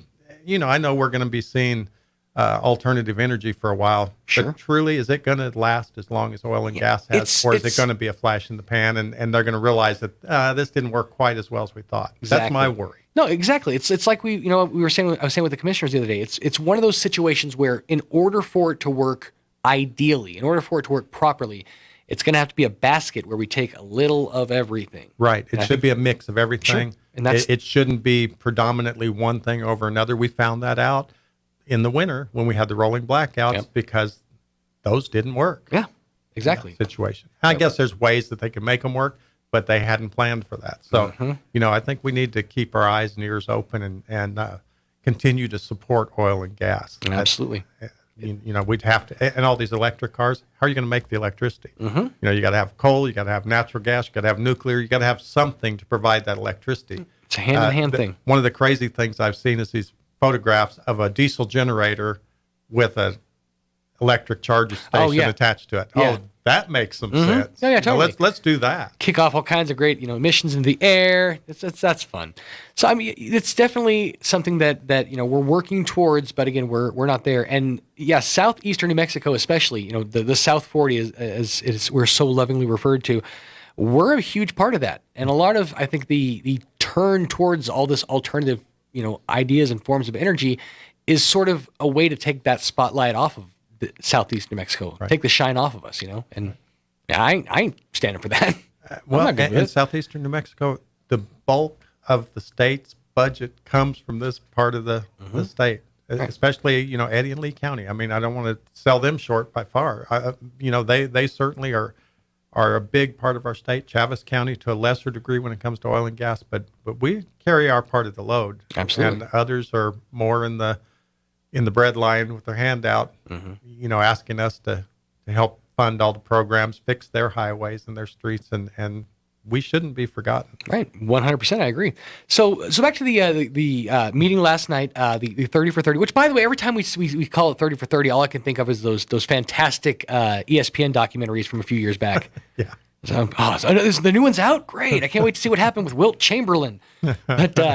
But so a lot was accomplished last night. We were able to inform a great number of people. Right. That was a great thing. The 30 by 30 presentation, and I really encourage everyone to look that up.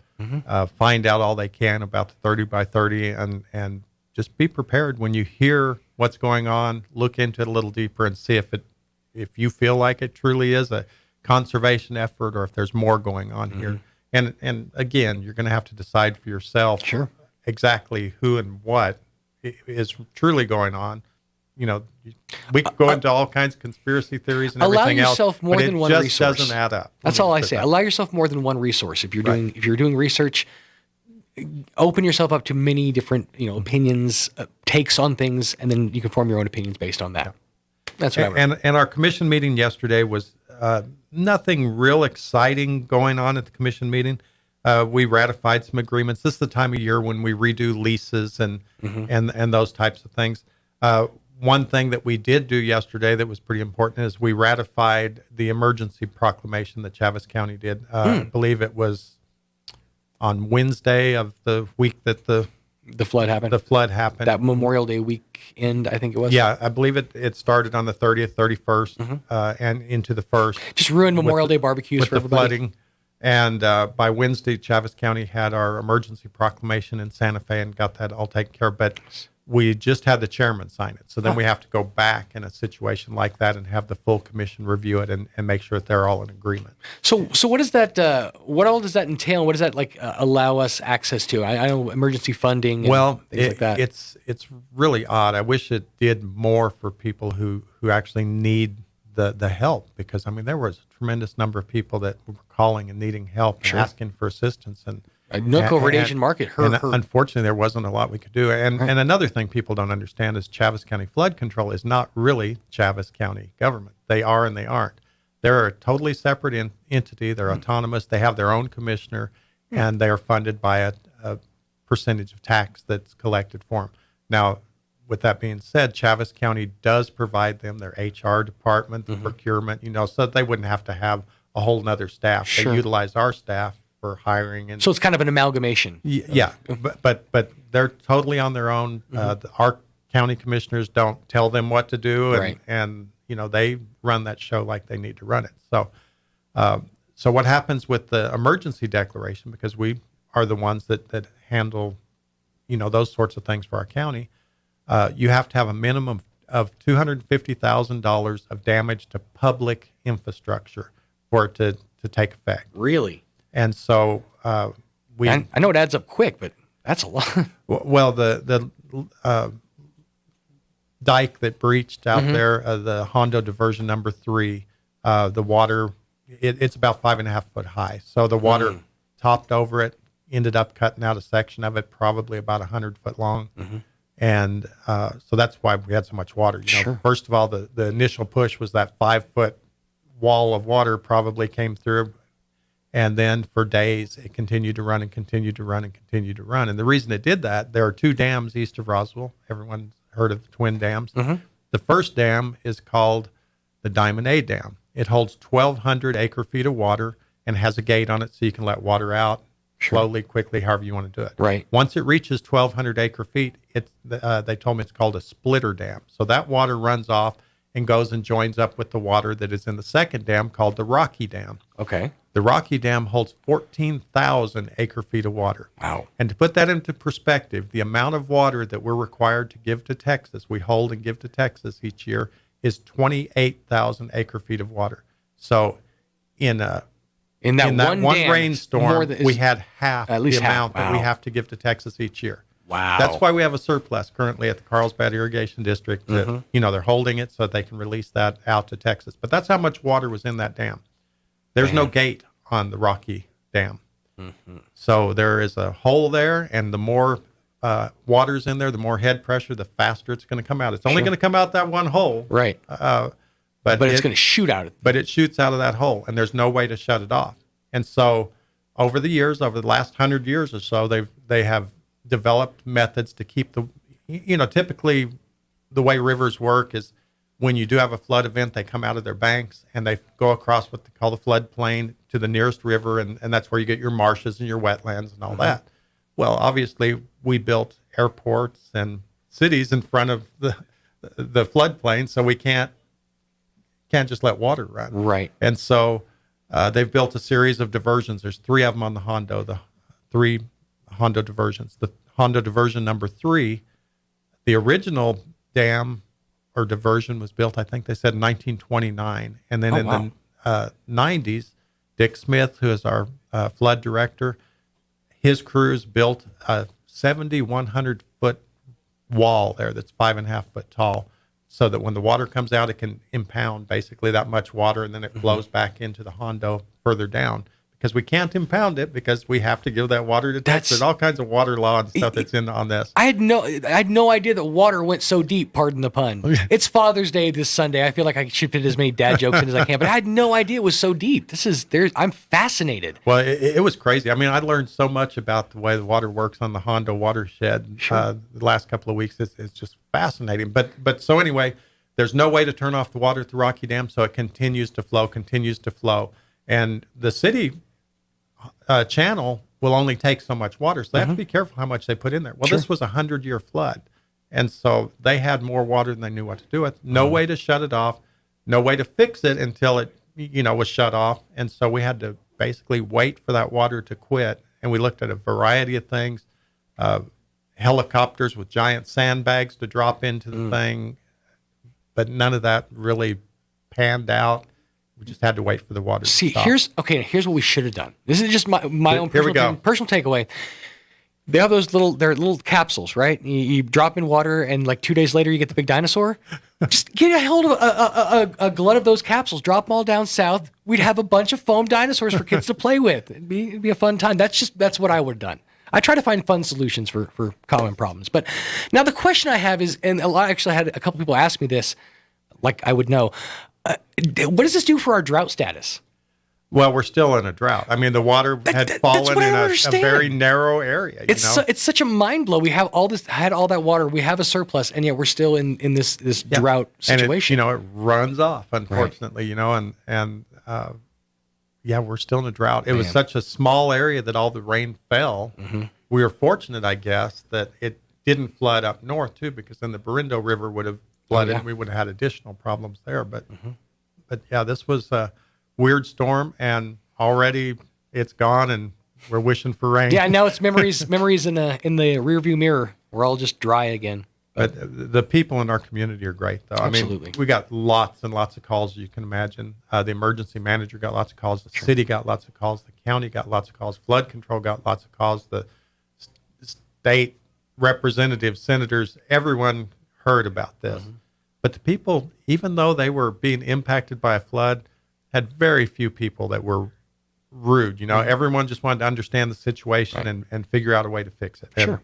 And, that's a real testament to our citizens, I think. Absolutely. So. Yeah, and especially in the this post-Rona age where everybody's kind of getting a little angry. I've noticed tensions are high in general. So the fact that people were understanding of the situation, that speaks even higher to we live in a great place, and that's why it's an honor to work here and I mean, work here. Absolutely. People are great. I get to enjoy it every day. It's good stuff. So that was kind of the flood thing. Let's see what else we got here.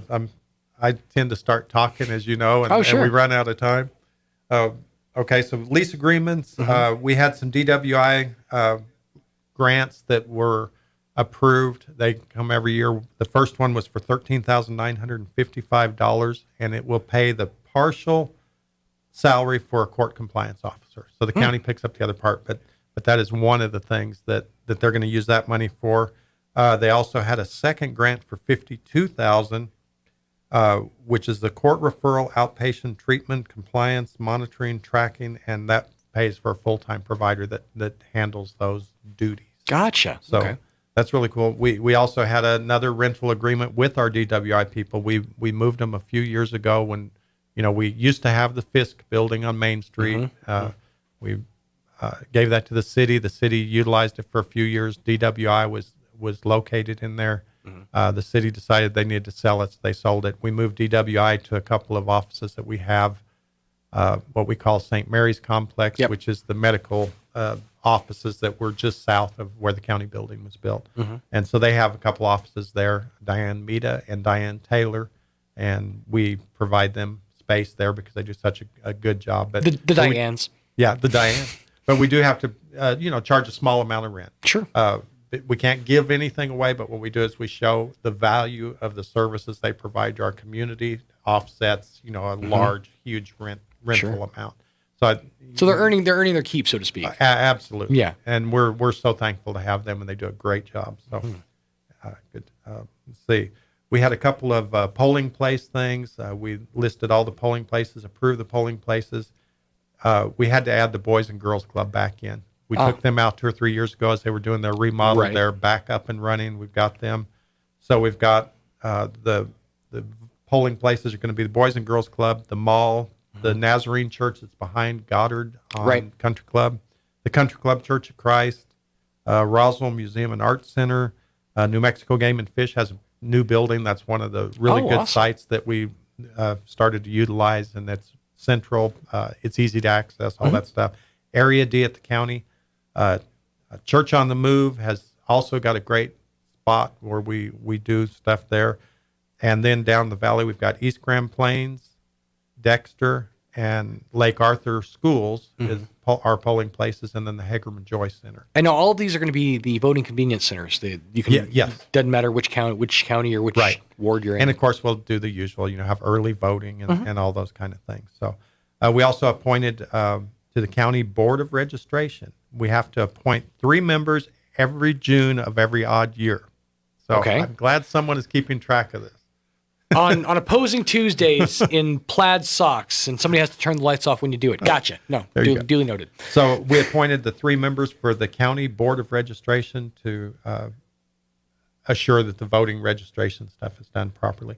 And those members that were appointed were Kerry Hollyfield, Daniel Johnson, and Dave Kunko, who was our former clerk. So he should understand that process pretty well. And the others are great community leaders. As I know, you've probably talked to each one of them right here on the radio, because they're always doing what they need to do. Sure. So, they adjusted some precinct boundaries. If there's any more than 750 votes from one election or more than 2,500 residents in any one precinct, they have to redraw the lines. And they had 2 precincts 9 and 41. Don't ask me where they are. Those precinct maps. Right, because I have a hard enough time keeping track of which ward and district I am. Now I have to know which precinct I am. To know which precinct you're in, you have to pull out volunteer as tribute. You pull out your slide rule and you start doing some ciphering. Yeah. Let me get my abacus out. Carry the 3, and you figure out where you're at. But there were 2 precincts that had more than 200 or 750 votes cast in the last election, so they had to readjust those lines to keep those numbers how they're required to by law. Sure. So that worked out good. We had an interesting process that we did yesterday. I've never seen it done. This was our first time to do it. Okay. We did our final disposition of county roads for our 2021 road hearings last month. So there's a whole process we go through for that. We get freeholders go out and look at the roads, and they make a recommendation to the commissioners. I present those recommendations at a meeting. They approve the agenda at one meeting for that process. They approve the freeholders. They approve the freeholder reports at another meeting.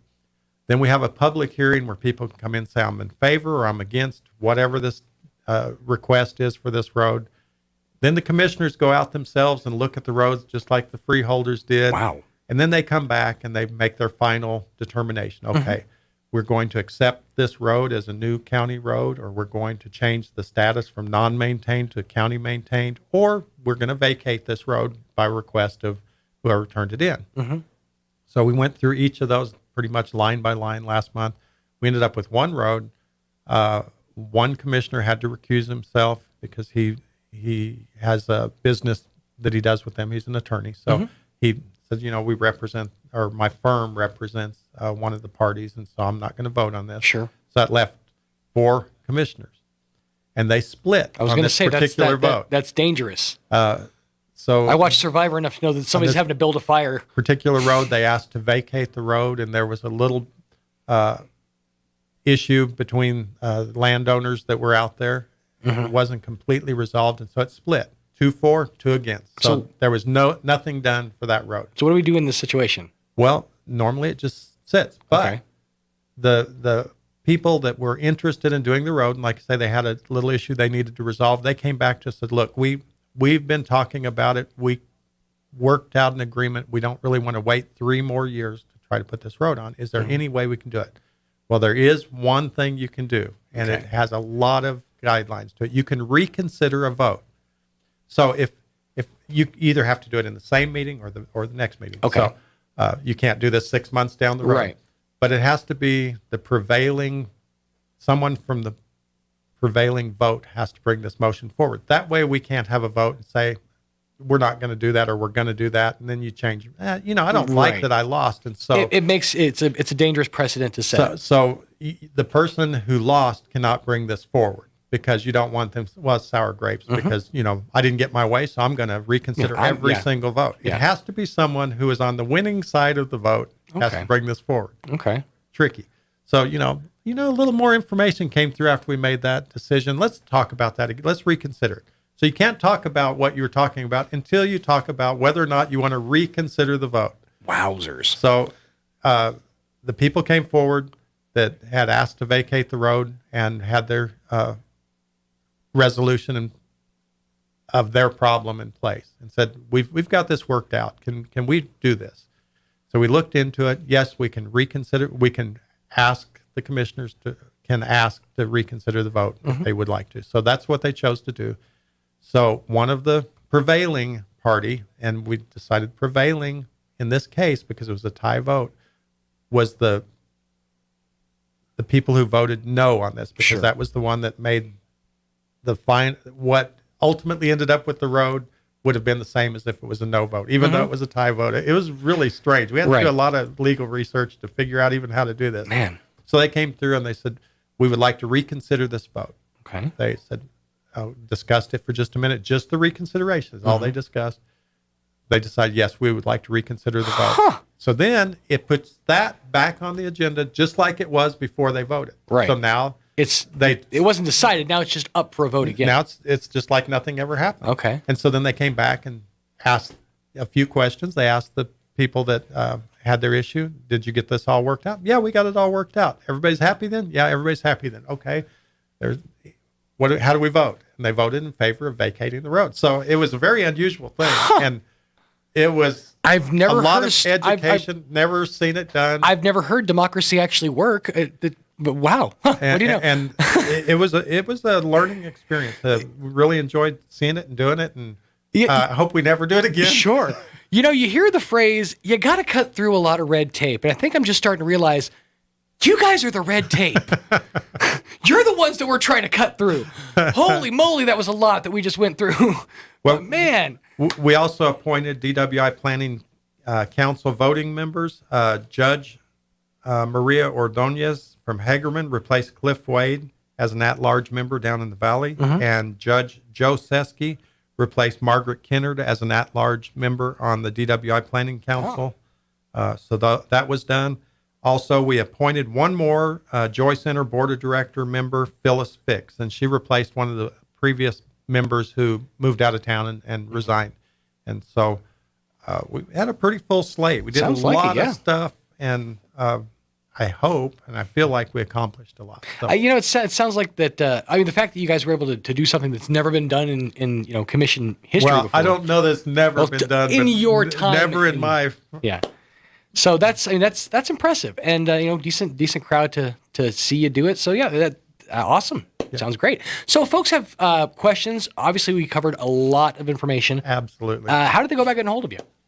You can go to the county website, chaviscounty.gov, and there's a link on there for any of the commissioners, any of the staff, or just about any of the staff. You can find stuff on there. We are planning to put up a link to the 30 by 30 presentation that was done last night. Okay. This is new to us. We'll see how it works out. You guys, I went yesterday afternoon to Target and talk about a hick, it's kind of Jethro in the big city here. Hey, what do you need to put a cell phone up there so you can film something? And it was just, they're just looking at me. What you're going to need is a selfie stick. You corn pone, would you go over to aisle 3 and pick that up? But we filmed something with a cell phone. Okay. At a remote location. We're able to actually put that up as it was going on. We thought we were just going to record it and put it up later, but turns out we were able to do it. So it's on our Facebook page. So you can look there. We're going to try to put a link somewhere else. But anyway, if someone wants to contact us, the main number at the county is 624-6600, or just go online, chaviscounty.gov, go to our webpage or our Facebook page, you can find us. ChavezCounty.gov got all the info that you need to know. Well, sounds like it was a busy month. Enjoy the next few weeks of chaos, and I guess we'll talk to you again next month and see where we go from here. Well, thank you so much. I always enjoy coming in. Appreciate you.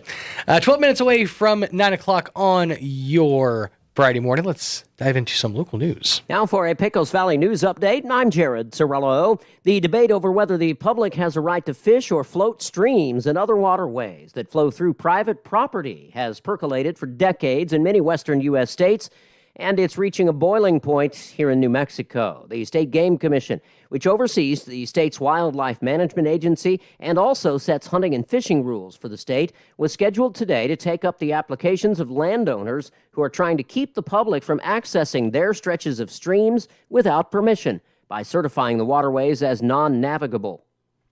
New Mexico under pressure Thursday to get thousands of people vaccinated to meet a deadline set by Governor Michelle Lujan Grisham.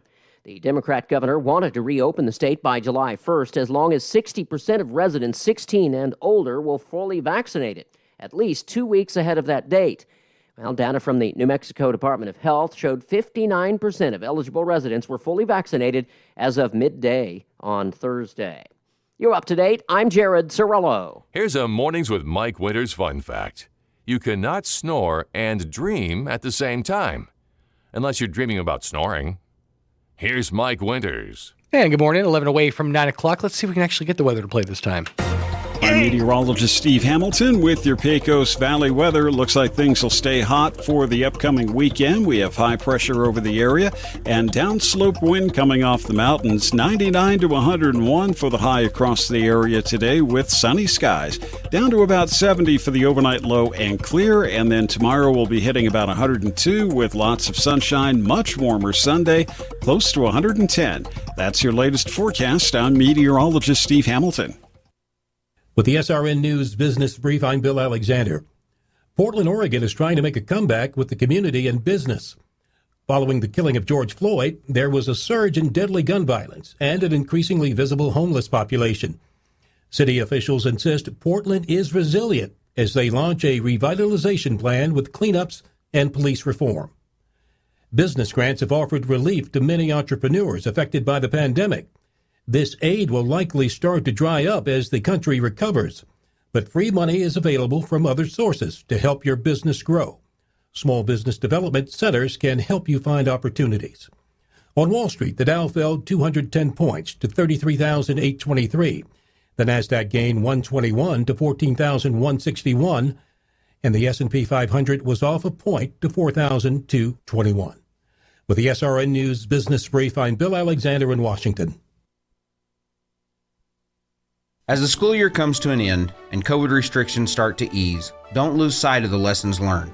Cover your cough, positive personal hygiene, respect one another, show and tell others you love them. Fiscal and social responsibility are great ways to show your love. This is Damon Graham, your local New York Life agent. I can help you show your love to others. Call me at 575-623-0803 so we can determine how you best can show your love. Expect to be blessed. Who says you have to pass go to win big? The Moneyopoly event is on now at Roswell Honda. Everyone wins cash on the spot with the cash grab. And bring in your mailer for the chance at $50,000. Plus, during this ultimate vehicle event, trade up and get up to $1,000 over Kelley Blue Book. Get a 2010 Pilot for just $149 a month, a 2010 Odyssey for just $119 a month, or an 08 CRV for just $99 a month. Get a Bluetooth speaker with a test drive, free Monopoly with a purchase, and register to win a beautiful above-ground pool. Moneyopoly is on now at Roswell Honda, 2177 West 2nd. Enjoy more of the speed you need with gigabit internet from Plateau Fiber. Fiber means more speed, and that means more streaming on more devices with less buffering. Plateau offers True Gig, a dedicated fiber connection to download and upload what you want with speeds up to a gigabit per second. Best of all, it's all yours. You don't have to share your connection with the whole neighborhood. Sign up now to ensure your neighborhood is part of the next service zone. Learn more and get signed up today at plateaufiber.com. That's plateaufiber.com. Wakefield Oil Express Express has the highest quality service in Roswell with a 17-point full-service oil change that includes a full wash and vacuum at their car wash. You won't find a better deal. They also offer full synthetic oil changes, fuel and cabin filter replacements, and will even check your battery. Their Tunnel Wash isn't afraid of dirty vehicles. They have the best value wash in town with free vacuums. They even offer wash passes that can be used for multiple vehicles. Next time you need your oil changed, go to the fast and efficient Wakefield Oil Express and let them earn your business. 3204 North Main, Roswell. Here's a Mornings with Mike Winters fun fact. Ketchup was used as a medicine back in the 1930s. Mike uses ketchup to make friends. He doesn't have a lot of friends. Here's Mike Winters. But the man's got a lot of ketchup. Got a lot of ketchup. 7 away from 9 o'clock on your Friday morning. Sean Smalls, Inside Your Radios, filling in for Mixmaster Mike Winters. He'll be back Inside Your Radios come Monday morning. All kinds of good stories for you, too. Hey, just a quick reminder, folks. It's Father's Day weekend. Yeah, I know. Dads get a bad rap. We get the short end of the stick most of the time. And, even in media, if you look at like how dads are portrayed in TV shows and movies, we're bumbling idiots. Now, granted, I am a bumbling idiot. I'm not saying that I'm not. It's just, I don't necessarily think that I want to be represented as such. That having been said, you can take extra special care of Dad this Father's Day. You know how? I'll tell you how. Zia Guns. That's right. Tell Dad he's top gun in your life with the help of Zia Guns. They can make Dad feel extra special, even if Dad's not a shoot-smith, so to speak. If your dad's not a guy who's into the firearms, they have some amazing, amazing Father's Day gifts at Zia Guns. I bet your dad's into smelling good. Yeah, I bet Mom likes smelling Dad, assuming that Mom and Dad still smell each other. I'd like to assume that she likes to smell something good, right? Well, Dr. Squatch Soap, the exclusive retailer in southeastern New Mexico for Dr. Squatch Soap, is Zia Guns. You can stop by and get their full line of Dr. Squatch Soap and beard oil so Dad can smell his best. And you know what smells as good as beard oil? Beans. I'm talking about coffee beans. Yeah, and they got them beans at the Black Rifle Coffee. The whole line of Black Rifle Coffee available at Zia Guns as well. So there's options. If your dad's not a not a hunter, not a rifleman, not a gun owner, there's definitely some great options for Dad at Zia Guns USA right here in Roswell. Locally owned and operated at 1907 North Main in Roswell. The only gun store to be open on Sundays, but closed on Saturdays because they spend Saturdays with their families. You should too. And happy Father's Day from all the fine folks at Zia Guns USA in Roswell. UFO Festival coming up in just a matter of a couple of weeks. That's right, happening July 1st through the 3rd around southeastern New Mexico. UFO Festival and Alien Fest 2021 going to be happening in conjunction with one another. In fact, talked to Miss Marie from Main Street Roswell just a couple of days ago. She's actually had to move her time to come in and talk about First Friday up a few days to the week before because she's actually going to be out at Alien Fest during our show. So it's going to be a busy weekend. We're just going to put it that way. And we're going to see more folks around Roswell than we've seen in quite some time. As I mentioned, tourism is up. The streets are packed. Please keep that in mind when you're driving around. Slow it down, whenever there are pedestrians present. Make sure that everybody gets, to where they're going safely and happily. And the inverse of that is also true. I'm gonna speak for Mike since Mike's not here. Folks who aren't from around here, drive right. Please, please do it right. If you're gonna turn, get into the turning lane. None of this half committal stuff. And I don't understand how people can't park in a parking space.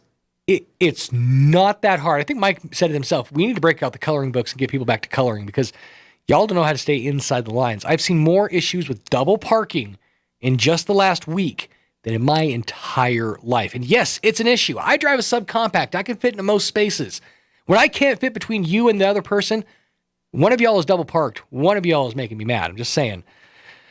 The inverse is true. We got to take care of each other, folks. I'm taking care of pedestrians, but I expect the people behind the wheel to take good care of me so I'm not, honking at you and flipping birds and whatnot. But I digress.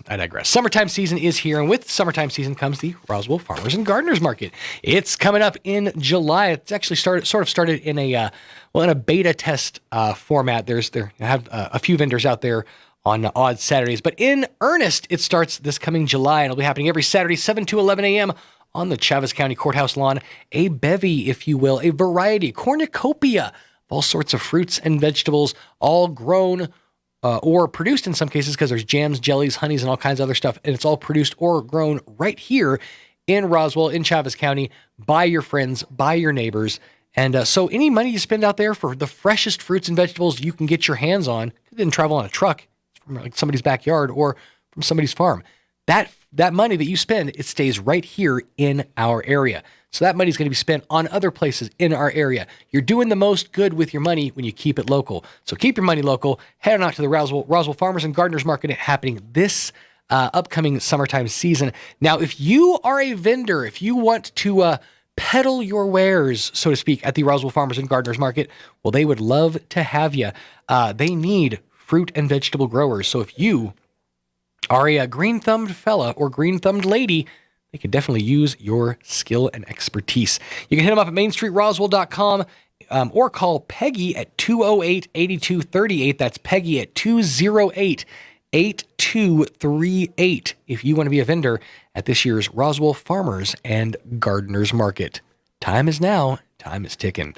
Coming up next hour in around 9:15 or so, we're going to replay the interview we had with Miss Juanita Jennings, Public Affairs Director for the City of Roswell. Covered all sorts of great information regarding UFO Festival coming up very soon, as well as Alien Fest and the festival season that we're getting underway. Lots of activities happening all over Roswell. I don't want to hear nobody say there's nothing to do in Roswell. But stay tuned. You're listening to 106.5 KEND Roswell, New Mexico. We'll be back after Town Hall News. Stick around. The great one, Mark Levin, is now in Roswell on 106.5 KEND Roswell. News this hour from townhall.com. I'm Rich Thomason. Many of us relaxing precautions taken during the pandemic and are resuming everyday activities. The finding of a newly released poll by the Associated Press NORC Center for Public Affairs Research. Washington, D.C. tourist Alicia Walter says she is comfortable with the pace of reopening. It's not too fast. There's still options to socially distance. There's still options to stay distant from people and wear your mask if you want to. So I think it's a good balance between too fast and not fast enough. And just 21% of those surveyed for the poll are very or extremely worried about a COVID infection in their inner circle. That's the lowest level since the start of the pandemic. Louisiana Governor John Bel Edwards declaring a state of emergency as a storm brews out in the Gulf of Mexico. The expectation is this weather event will be focused on rain, not so much on the wind, although a 35 to 40 mile an hour wind, when you have saturated ground, can easily uproot trees and so forth. So that hazard is still there. The governor heard on Louisiana Public Broadcasting those along the Alabama coast also being urged to keep an eye on the storm. The weather expected to start deteriorating late today. Texas Governor Greg Abbott has signed 7 gun-related bills, including one that lets people carry a handgun without a permit. People are saying from the federal level to the local level that Second Amendment rights are under assault, that government officials are saying, heck yes, government is coming to take your guns. Texas will not let that happen. No break yet in the heat wave that's gripping so much of the West, and forecasters say today we expect more high-temperature records to be set across a wide area. Stocks sharply lower on Wall Street. The Dow down 522 points, the Nasdaq off 91, the S&P 45 points lower. More on these stories at townhall.com. Are you dealing with personal or business tax issues with the IRS? Does the thought of wage garnishments, bank levies, tax penalties, or having to engage with the IRS worry you?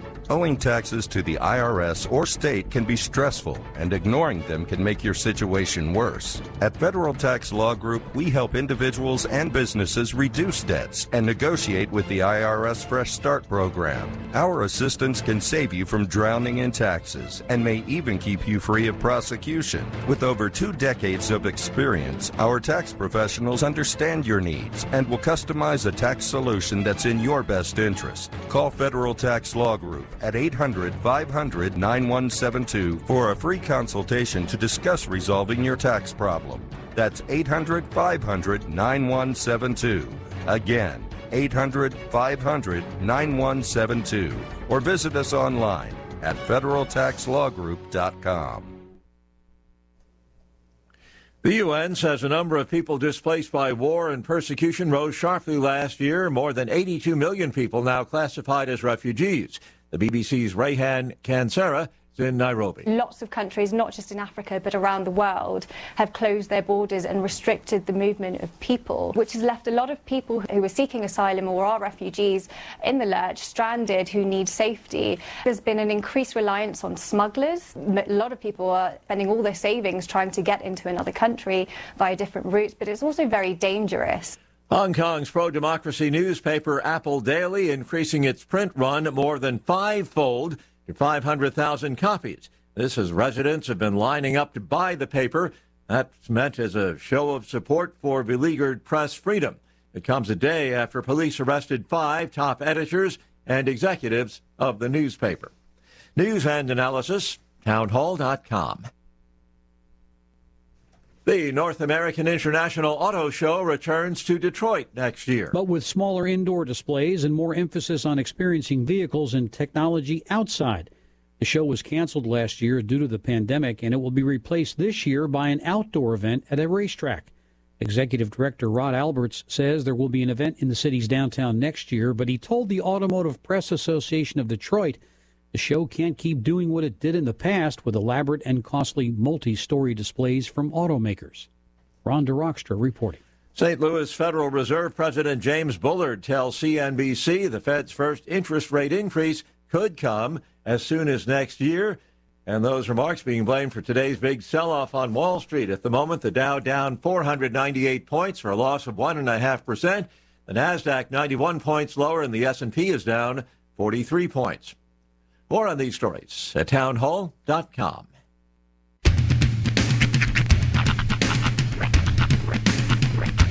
What in the wide, wide world of sports is going on here? I promise you, whatever scum did this, not one man in this force will rest for 1 minute until he's behind bars. Now let's grab a bite to eat. Yeah, come on. I feel the hot wind on my shoulder and the touch of a world that is older. I hit the switch and check the number. Ringing through it, flamenco guitar and cumbia music. I hear the talking of the DJ. The travel listen, what does he say? I'm on a Mexican radio. I'm on a Mexican radio. Broadcasting live from high atop the J.P. White Building in downtown Roswell, New Mexico. It's Mornings with Mike Winters on 106.5 Roswell's Talk FM. Is that what I sound like when I talk? Now, here's your host, Mike Winters. And good morning, one and all. 6 minutes after 9 o'clock. Welcome to hour number 3. Chris. I don't even know what smalls is in Spanish, but I would use that. But yeah, because it's not inviernos, because there's no winters here. That's right, Mixmaster Mike Winters out once again for the remainder of this week, which is really just the rest of today. He'll be back inside your radios this coming Monday morning. I'm sure he'll be chock full of all kinds of great stories. And stories that only Mike knows how to tell. Mike is one of those storytellers that I've always really admired how he lays out a story. I've sort of aspired to be as good a storyteller as he is, but I can't wait to hear all the fun and all the activities. I can report, as I did in the 7 o'clock hour, because I do know that they have been checking in on me and listening, Mike and Kim have, to make sure that, I haven't set the building on fire. But I do know they have been checking in and listening, so I can report, Kim, your kitties are safe. And that's right. I went by and checked on the kitties yesterday. Well, they did not enjoy my presence. They skedaddled as soon as they heard me come in, or I think saw that I wasn't Mike and Kim. And I couldn't find them, but I know they're there. Food's filled, water's full, so everything's good. And so everything's good there, but we are eagerly awaiting the return of Mixmaster Mike Winters. He'll be back inside of our radios this coming Monday morning. But you got me for the rest of this hour. And coming up here in just a few minutes, we're going to replay the interview we had yesterday with Miss Juanita Jennings, the Public Affairs Director for the City of Roswell, chatting all about festival season. Because, it is here, folks. We're finally at that point. I mean, I know the governor hasn't officially opened the state up. We're not quite at that 60% magic number, but 59.4% I think we're at now. Come on. It's just semantics at this point. I think that for the sake of optics, just open it up. But as things start to get opened up, tourism is back in full force. We've been seeing all sorts of new faces around Roswell. Of course, all that is definitely great for us. It's putting heads in beds as far as the hotels and motels go, which is great news for our lodgers' tax coffers. So we'll dive into the business side of all this goodness of festival season coming up here in just a few minutes on this here finally Friday morning. I do want to say a huge thank you to the fine folks at McDonald's. That's right, McDonald's with 2 locations right here in Roswell. They are ready and raring to take care of you the way they took care of us with delicious breakfast treats. I still haven't even finished my biscuits and gravy. At this point, I'm pretty sure it's all coagulated and congealed into one form. But that's okay because I love cold biscuits and gravy. I'm weird, I know. I'm very weird like that. I like it hot, but I can enjoy it cold too. Cold gravy is kind of a jam. But and you can also use this jam, turns out. That's a fun fact for you. But visit any one of our 2 locations in Roswell. McDonald's, always ready to serve you. Download the app for the true VIP experience. They'll take real good care of you there. You can also use those discounts inside the app at the drive-thru window, even if you're paying cash. So you're literally taking money out of your own pockets if you're not using the McDonald's app. Do it today, folks. Save yourself some money and give yourself a smile. 9 minutes, now 10 minutes after 9 o'clock. Let's dive into a quick check of the weather. I'm meteorologist Steve Hamilton with your Pecos Valley weather. Looks like things will stay hot for the upcoming weekend. We have high pressure over the area and downslope wind coming off the mountains. 99 to 101 for the high across the area today with sunny skies. Down to about 70 for the overnight low and clear. And then tomorrow we'll be hitting about 102 with lots of sunshine. Much warmer Sunday, close to 110. That's your latest forecast. I'm meteorologist Steve Hamilton. Thank you, Steve. 10 minutes after 9 o'clock on your finally Friday morning. Let's refresh this weather. It's not really refreshing, is it? 79 degrees out around Roswell way. Humidity about 35%. Winds out of the south at about 10 miles an hour. Barometer about 30.06 inches. The dew point of 49 degrees. It's going to be hot. I know you don't need to hear that from me, folks, but 101 for the high today. Sunny skies. Whatever you do, stay hydrated. Find ways to keep yourself cool if you got to be out there in the hot sun. Find shade whenever possible. And please, I know I just said it, but hydrate. It's absolutely vital that you keep yourself moist. For tonight, mostly clear, dropping down to 71 for the overnight low. Winds out of the southeast 5 to 15 miles an hour. And for your Saturday, sunny skies and hot once again. 103 for Saturday, 107 for the high on Sunday. More the same for Monday as well. 100 for the high under sunny skies. It's going to be hot out there, folks. A little break with 95 degrees on Tuesday. So if you're going to get out there and do something, Tuesday would be the day to do it.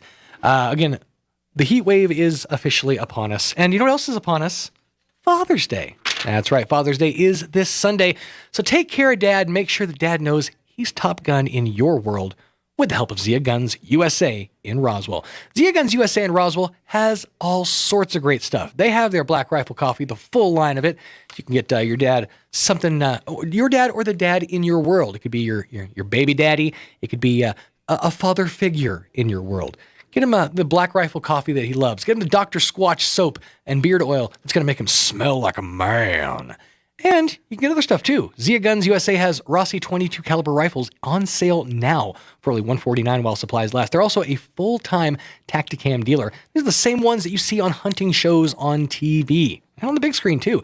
And they also have a new shipment of Benchmade knives and case knives there at Zia Guns USA in Roswell. So lots of great gift ideas for the father or the father figure in your world. If you can't figure out what to get Dad, well, Zia Guns USA gift cards are a high caliber gift. Stop by locally owned Zia Guns USA at 1907 North Main in Roswell, the only gun store to be open on Sundays, but closed on Saturdays because they spend their Saturdays with their families. Doggone it, you should too. 13 minutes after 9 o'clock. Gonna pause, pay a couple of these bills, and after these, gonna be replaying the interview we had with Miss Juanita Jennings, Public Affairs Director for the City of Roswell. Stay tuned to another morning without Mike Winters. Customizable office equipment is one stop away at PTS Office Systems. Of course, you and the business next door do different things, so you need different office equipment. PTS Office Systems has fully customizable office equipment in stock, waiting to be delivered to your business. Get fully customized office equipment to meet your office's specific needs. The day and age of one-size-fits-all office equipment is gone. Shop around at PTS Office Systems today at 217 North Main in downtown Roswell. Asian Market's restaurant is back open for limited dining, so come and experience all of Nook's amazing creations for yourself. Nook at Asian Market has first-hand experience preparing the most delicious Asian cuisines. You won't find a more authentic or savory dish anywhere. Can't dine in? Call ahead at 840-5309 and it'll be ready for you to pick up. The restaurant is open 11 to 7 Monday through Saturday at 5702 South Main in Roswell. Come experience the flavors of the East at Asian Market. We serve all New Mexico. If you think it's hard to take out a home loan, those rumors are wrong. It's not true. Contact Loan Officer Elliot Rodriguez, MLS number 41002 at CMG Financial, phone number 719-237-4680. At CMG Financial, we can help. Experience extraordinary with CMG Financial, every customer, every time, no exceptions, no excuses. CMG Financial is a registered trade name of CMG Mortgage Incorporated, MLS 1820. CMG Mortgage Incorporated is equal opportunity lender. To verify complete list of the state's license, visit www.mlsconsumersaccess.org. Equal fair housing is the right for everyone to have access to all housing opportunities without discrimination based on race, religion, national origin, sex, color, familial status, or disability. Here's a Mornings with Mike Winters fun fact. The verb form of the word run has been calculated to have almost 650 different meanings. So think about that the next time you run up your tab at the bar, and then run into a friend while you run away from the bartender. Here's Mike Winters. In studio this morning, Miss Juanita Jennings, the Public Affairs Director from the City of Roswell. How are you doing this morning? Good. How are you this morning? Doing real good. Trying to get through things. Yeah. Mike makes this look real easy, you know? He really does. I sit over there and I do my country radio thing, and I come over here and co-host, and he makes it look real easy. But the man's got a lot of plates to spin. Yeah. But let's talk about the city of Roswell. Let's talk about the activities happening right now, because it's been a busy season. We're getting back. We went from basically going like 60 miles an hour to 150 miles an hour. Yep. Everybody's opening back up. Tourism is the likes of which I haven't seen in many years. Yes, we hit it hard as soon as we could put out ads and get things out there. We have 4 different campaigns currently running. We're in Phoenix, we're in West Texas, we're up north, and then we have a digital campaign running as right now. So we're trying to get more visitors here into our city to spend their money from out of our state. And so and the big thing that we're gearing up for is UFO Festival. Yes. So that's the big one. We're pretty much ready. The numbers look great. We're super excited to host a citywide festival this year. And that's something that's really nice to see is that it's citywide and united this, because there's been a lot of back and forth, different groups setting up different festivals and different events, and it always felt like we were competing with it. But now it feels like after 2 years or a year and a half of just nothing happening, we're finally ready to just hit the ground running and make this thing happen full bore. Yeah, we're super excited for it. We will kick it off on Friday, July 2nd. So Friday, July 2nd kicks off our opening ceremonies at 6 p.m. at DeBremen Field. Okay. We'll have music, our landing food truck vendors will be there, little shops. Then it will go into our abduction parade. So abduction parade. An abduction parade, you say? Abduction parade, yes. All right. And so that'll be Friday night. And then Friday evening, right after that, we will have our first cinema event at Cielo Grande. So it's an interactive experience. Some people are like, why am I going to pay $40 to watch a movie? It's not just watching a movie. It's an actual experience for the audience. So when a spaceship lands, you might get windblown. If there's water, you might get wet. So it's almost like a mini IMAX movie that we're a mini IMAX theater that they will be doing. And Then Saturday is the really big day. So Yes. we kick it off with our golf tournament Mhm. in the morning, as well as Alien Chase, which is, a 2K or 5K, whichever you prefer. Right. And then we've really tried to focus on evening time events because we really would love our visitors to go downtown in our shops, go around, do a little bit of shopping during the day, and then come and spend the evening with us. So that night, we will be hosting our very own New Mexican Chevelle Shepherd for the big concert. Wow. And it'll be at the Wool Bowl parking lot. So Okay. people will want to bring their own lawn chair. Mhm. Obviously, we can't be on the actual field because we don't want to mess the field Sure. up. But if you bring your lawn chair, you can, come on out, enjoy her music, and that's Saturday night, along with a bunch of other mini activities. and that's the thing is there's so much going on. I was pulling up the calendar of events here. Yes. One thing you glazed over, and we need to go back. That Okay. that interactive movie experience. Yes. You didn't say what the movie was. Oh, I didn't. Go so there's a couple of them. there's okay. On the calendar here, it just shows the one, but I'm curious what the other one is. So there's Spaceballs. There's Men in Black. Okay. And there's one from 1977 that I'm not familiar with, but everybody's raving about it. Okay. And definitely want to go out and check it out. But each night will be a different night and Awesome. a different experience. Obviously, Sure. in Spaceballs, it's much different than Men in Which Black. that got me so excited when I read. So I was like, Spaceballs. I would love to have an interactive experience with that movie. Yeah. So it's 3 days, just chock full of activities. You guys have stuff happening over at the Roswell Aquatic Center. You're gonna have a Space Waves EDM pool party that's gonna be happening. Like you said, the main event concert there with Chevelle Shepherd. You guys are gonna be doing fluidic space yoga, Yes. which I'm genuinely curious what that is. Because I think it's just more of again, we're trying to be interactive, Sure. trying to give the visitor an experience that they're going to remember. Mhm. So, again, bringing out the lights, bringing out the space interaction of doing yoga, meditating. And then, of course, the big night sky event. Unfortunately, those are sold out already, but we have really great open skies and it'll be beautiful. And then we also have shows at the planetarium. Yes. So we'll have laser shows at the planetarium. I know that team is really working super hard to put something phenomenal together. And then we have the zoo. We'll have an arts and craft fair at the zoo. And so just, again, all around our visitor center, which is located in the downtown district, we will be one of the hub locations for information. We will be passing out a lot of information and distributing some Roswell memorabilia as well. And really just excited to welcome everybody here.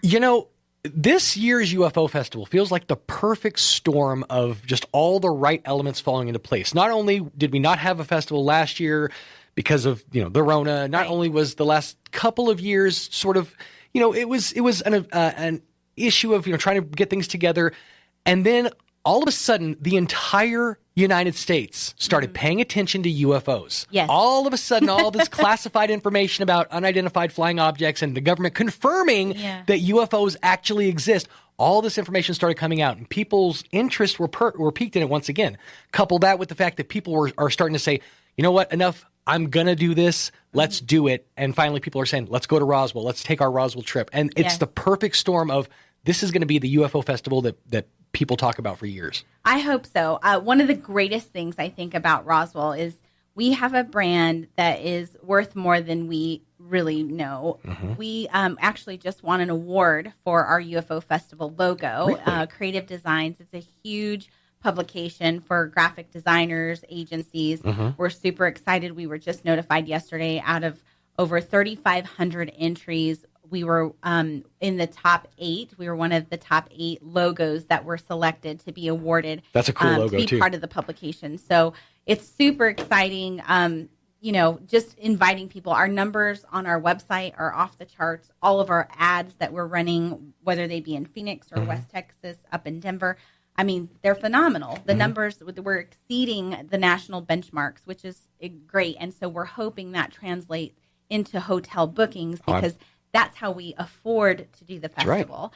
And we do the festival for all of our businesses here. It's really important that we showcase the best of our city all across the city. And so if you have a business and you want to showcase your business and would like to participate in the float, there are still opportunities to have a float in this year's abduction parade.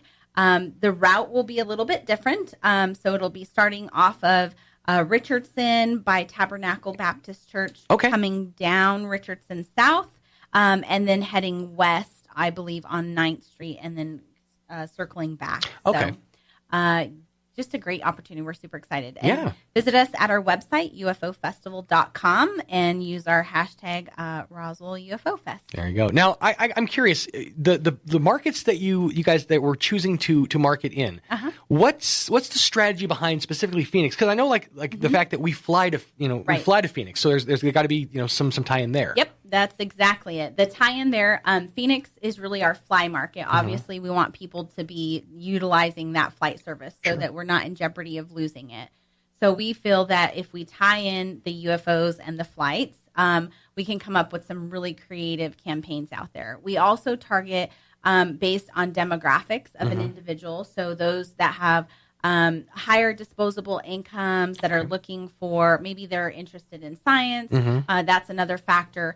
If we're seeing traction on our website based by zip code, so we also look at that. So lots of different things, and we also look at like the conversion from last year, like who came last year and what ads ran. So, for example, not last year, I guess I should say 2019. Right. So in 2019, we ran a campaign in San Diego, and we were able to really track to see how many people converted. Basically, were brought into the visitor center from San Diego, and was the money that we spent in the advertising campaign worth it? And so as we see those, we start thinking, okay, well, people are traveling from here, so they're hearing about it somewhere. We also tie it into the state of New Mexico Tourism Department's campaign. So when both of us are marketing to our state or for our state, and specifically for our location, we just get a better bang for our buck. Absolutely. Yeah, when you double up it's a double barrel marketing campaign. And yeah, it sounds like you guys are just sifting through just mountains of data. I mean, demographics, information, all that other stuff. So it's a lot. It's a lot of thought that goes into the campaigns. We don't just say, oh, this city looks great, let's market here. We also look at this year, it's more of a drive market because of COVID. More people, more families, more couples, adventure seekers. They're getting in their car, they're getting an RV, and they're going to drive. So we look at potential locations that are within a 10 to 12 hour drive radius, and that's how we also determined where our ads were going to be. I remember several years ago, I can't remember who I was speaking with, but they were telling me that they were in the process of setting up a campaign for Roswell for the Atlanta market, specifically off the back of Hike It, Spike It, because we see such a huge, every year we saw such a huge draw from the East Coast, from Georgia, from Alabama, from Mississippi, from all those states of, the players coming in to play the flag football. And so there was a kind of a campaign towards that side of the country. But I love the fact that you guys you're not just throwing darts at a board to see what sticks. It's you guys are putting real demographic data down and utilizing it. Yeah, that's awesome. And sometimes we try some things that don't work too, and that's okay. That's half the fun of experimentation. But we're super excited. Again, really trying to invite people out. We would appreciate if our community would support the festival by liking our social media page. It's Roswell UFO Festival, and it's at Roswell UFO Fest. I'm trying to make it a little bit easier as you hashtag or use the @ when you're tagging our page. And then we have right after festival on the same weekend, we have 4th of July. So a lot of people were asking, what is the city doing for 4th of July? So we partnered again with the company that is helping us with the festival. And this year we're going to be having a concert from a group, a tribute band, Clarence Creedwater Revival, called Bad Moon Rising. Nice. And so they will be performing. Gates open at 6 o'clock. I think the show starts at about 6:30, 7 o'clock. And then right after that, as the sun sets, we will be having the Dancing Fires entertainment show. And so what that is it's very theatrical. It's lights, fire dancers. It's an entertainment, a laser show as well. So, and this is happening whereabouts? This is going to be at Cielo Grande, on the southeast corner of Cielo Grande. So at one time, I believe it was going to be created to be a big amphitheater, and the hill is there and the power is there. I don't think it was a completed project. Maybe it was. I don't know. I'm not familiar with that. But the location is the southeast corner, so it's best to travel on 8th Street. Right. And that's closer to, it's like 8th and Montana. And there's a side parking lot there. There is a parking lot. Yeah. There'll be porta potties, food trucks. There's going to be face painting, bounce houses. So bring your coolers, no alcohol. Right, sorry. please. Blankets, lawn chairs, and come out and enjoy. And this event is free. So awesome. That is awesome. So I mean, it's go, and then we stop for a quick second, but yes. We're kicking off festival season in a big way. And I think that the fact that I keep saying this, that we're cramming 2 years worth of activities into this, into this festival season. Like the Eastern New Mexico State Fair last year was nothing. So, so the fact that there's actually going to be a fair this year is, I mean, there's a buzz. Like people are genuinely like excited about going to the fair again. Yeah, and we're starting little projects. So, for example, this Saturday, Zoofari at our Spring River Zoo, we're having a little nighttime event. Really small, 150 people or less. Okay. But we thought, gosh, it's so hot, the heat here. Why don't we offer the zoo in the evening time, giving our community the opportunity to see these animals? Most of them, some of them, a lot of them, nocturnal animals. They're more active at night. Oh, yeah. And so we're going to have a movie out there this week. It's Tarzan. There's going to be a little s'more station. So when you are in the night, in the forest, in the camp, you like to have a little snack. There's going to be that. And then the following Saturday, we're doing a thing called Wild Summer Nights, and there'll be 3 of them. So one in June, one in July, and one in August. Okay. The one for June is called Country Critters. All of the funds from this event go directly back into the zoo. So thankfully, we've had our cattle baron is going to be catering that event. So the ticket price includes your rib meal. There's going to be some music and just games and little roping. And I'm super excited. We're going to have the Roswell High School FFA group there with the petting zoo. Oh, great. That's and cool. It's an opportunity for them to show some of their animals and really kind of promote our agricultural roots and give them a little bit of love at this event as well. So for more information on that, you can visit springriverzoo.com. They are also still hosting summer camps for the month of July. Okay. And we're just really excited. And then in July, we're going to have the same kind of events, but just a different twist on them. One of them is going to be a cornhole tournament and then a karaoke night. So nice. More information. And then tonight is our big night for Public Forum. Yep. So Public Forum tonight, specific topic is Ward 3. Okay. So it's really not specific to Ward 3 as far as it doesn't have to stay in just Ward 3. But that's the focus. But that's the focus for tonight. Sure. So our city manager and our 2 counselors from Ward 3 will be live on our Facebook page and answer any questions that the community has specific to Ward 3 or otherwise. And we invite you to join us at 5:30. And then next week, we're inviting the community to come out for this project at the Roswell Museum and Art Center. Okay. It's called the Great Blocks Project. And we're looking for public input. So Great Blocks is the little, it's between Walnut and Virginia. It's one block right just west of the railroad tracks. And we are in the process of the development planning stages of what that space will look like. And so we're looking for public input. It's a partnership with Main Street Roswell and New Mexico Main Street. We received a grant funding for the design and conceptual plans, construction documents to actually really recreate and revitalize this district. And so we would really love to have input from the business owners around that area as well as the community. In some of the conceptual designs, it includes like an open market space, so a space for food trucks, a space for maybe electric car station, a stage, different things. And we really want the public to come out. It's going to be on Wednesday, June 23rd at 5:30 at the Roswell Museum and Art Center. Gotcha. June 23rd, 5 p.m. at the Museum and Art Center. And yeah, great chance to put some of your input in, because this is something that I've noticed that the city has been doing a lot more of and is great at doing, is setting up stuff off of Main Street, kiosks to let people know that this is what's going on, or just activities, different stations to like you said, revitalize. I'm trying to avoid saying gentrify. Different areas of Roswell that desperately need some upkeep. Yep. And it's just awesome to see. So, yeah, I mean, hitting the ground running, it's gung-ho, nonstop. And you guys have lots of irons in the fire, it sounds like. Lots of irons in the fire. And the goal of the Great Blocks Project, we don't want just another plan, or at least I don't want another plan that sits on a city shelf, and then nothing happens to it. So we'll have an opportunity to apply for a grant in November to actually fund the construction part of the project. Okay. And so right now we're working with our architects and our designers. They're coming in, and they want the public to have some input and say into what this piece of property is going to look like for the benefit and betterment of our community. And so we really need people to come out.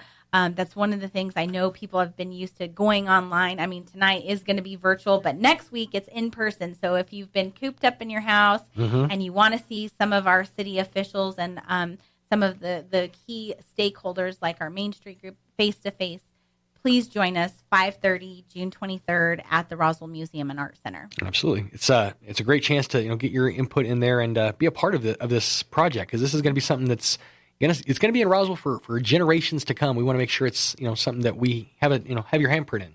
Absolutely. So absolutely. Well, so like you said, festival season coming up, just constantly moving. There's so much that we covered today. How do folks get a hold of you? How do folks get more info about some of these events? Sure. If they want to be a part of the event, how do they find you? Sure. If they want to be a part of our event, I recommend that they go to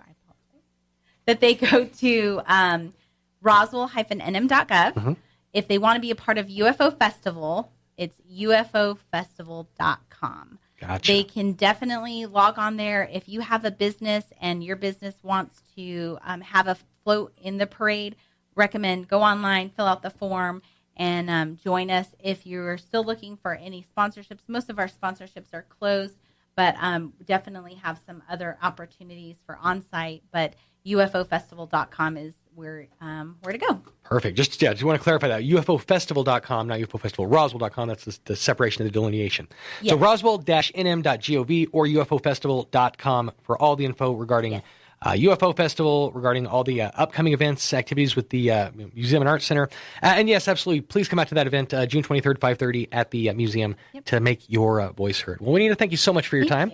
We appreciate having you out here, and we'll see you back here next month. All right. Sounds good. Hopefully Thanks so much. Mixmaster Mike back in the captain's chair. Where's he at? He's on vacation? Yeah, his wife took him out into the middle of the desert. Oh, man. Now for a Pecos Valley news update, and I'm Jared Cirillo. The debate over whether the public has a right to fish or float streams and other waterways that flow through private property has percolated for decades in many western U.S. states, and it's reaching a boiling point here in New Mexico. The State Game Commission, which oversees the state's wildlife management agency and also sets hunting and fishing rules for the state, was scheduled today to take up the applications of landowners who are trying to keep the public from accessing their stretches of streams without permission by certifying the waterways as non-navigable. New Mexico under pressure Thursday to get thousands of people vaccinated to meet a deadline set by Governor Michelle Lujan Grisham.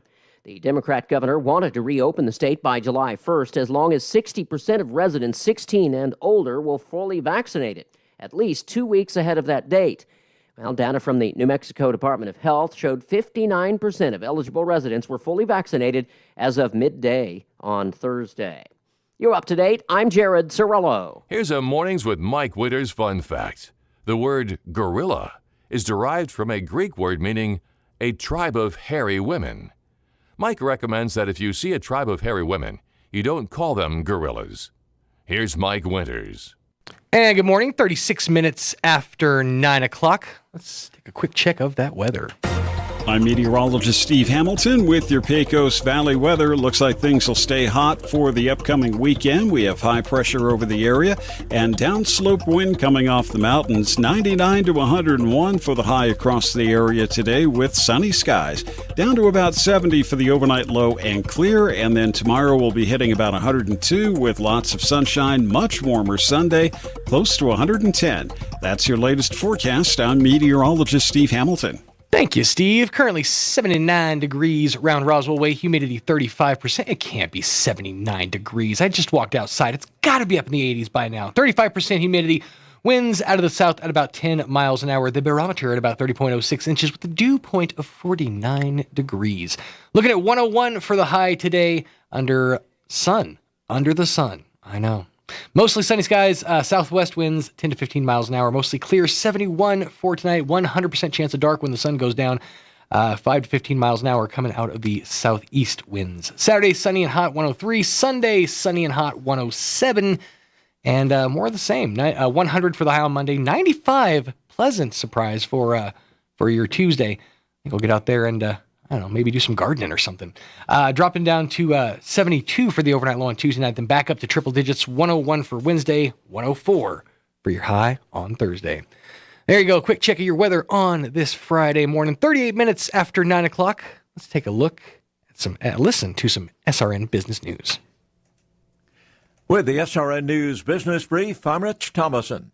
Cities in the West preparing for considerable growth in the coming decades, despite an historic drought and shrinking water supplies. From Phoenix to Boise, officials are working to ensure they have the resources, infrastructure, and housing supply to meet growth projections while balancing conservation. Their efforts are constrained by the fact that some cities are surrounded by federal land. U.S. Senator Catherine Cortez Masto of Nevada wants to remedy the issue around Las Vegas by strengthening protections for some public lands while selling others to commercial and residential developers. That's correspondent Jeremy House.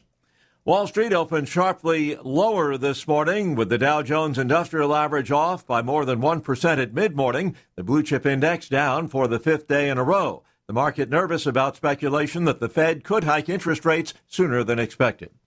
With business, I'm Rich Thomason.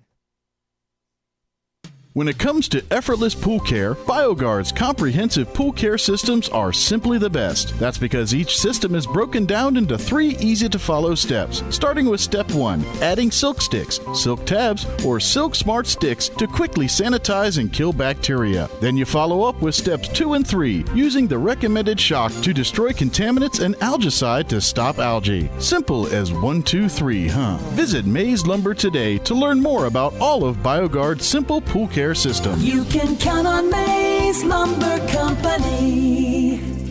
Reineke Medical and Chiropractic Center is your all-in-one general care center with a focus on symptomatic treatment, treating the symptoms in areas of the body that need it most.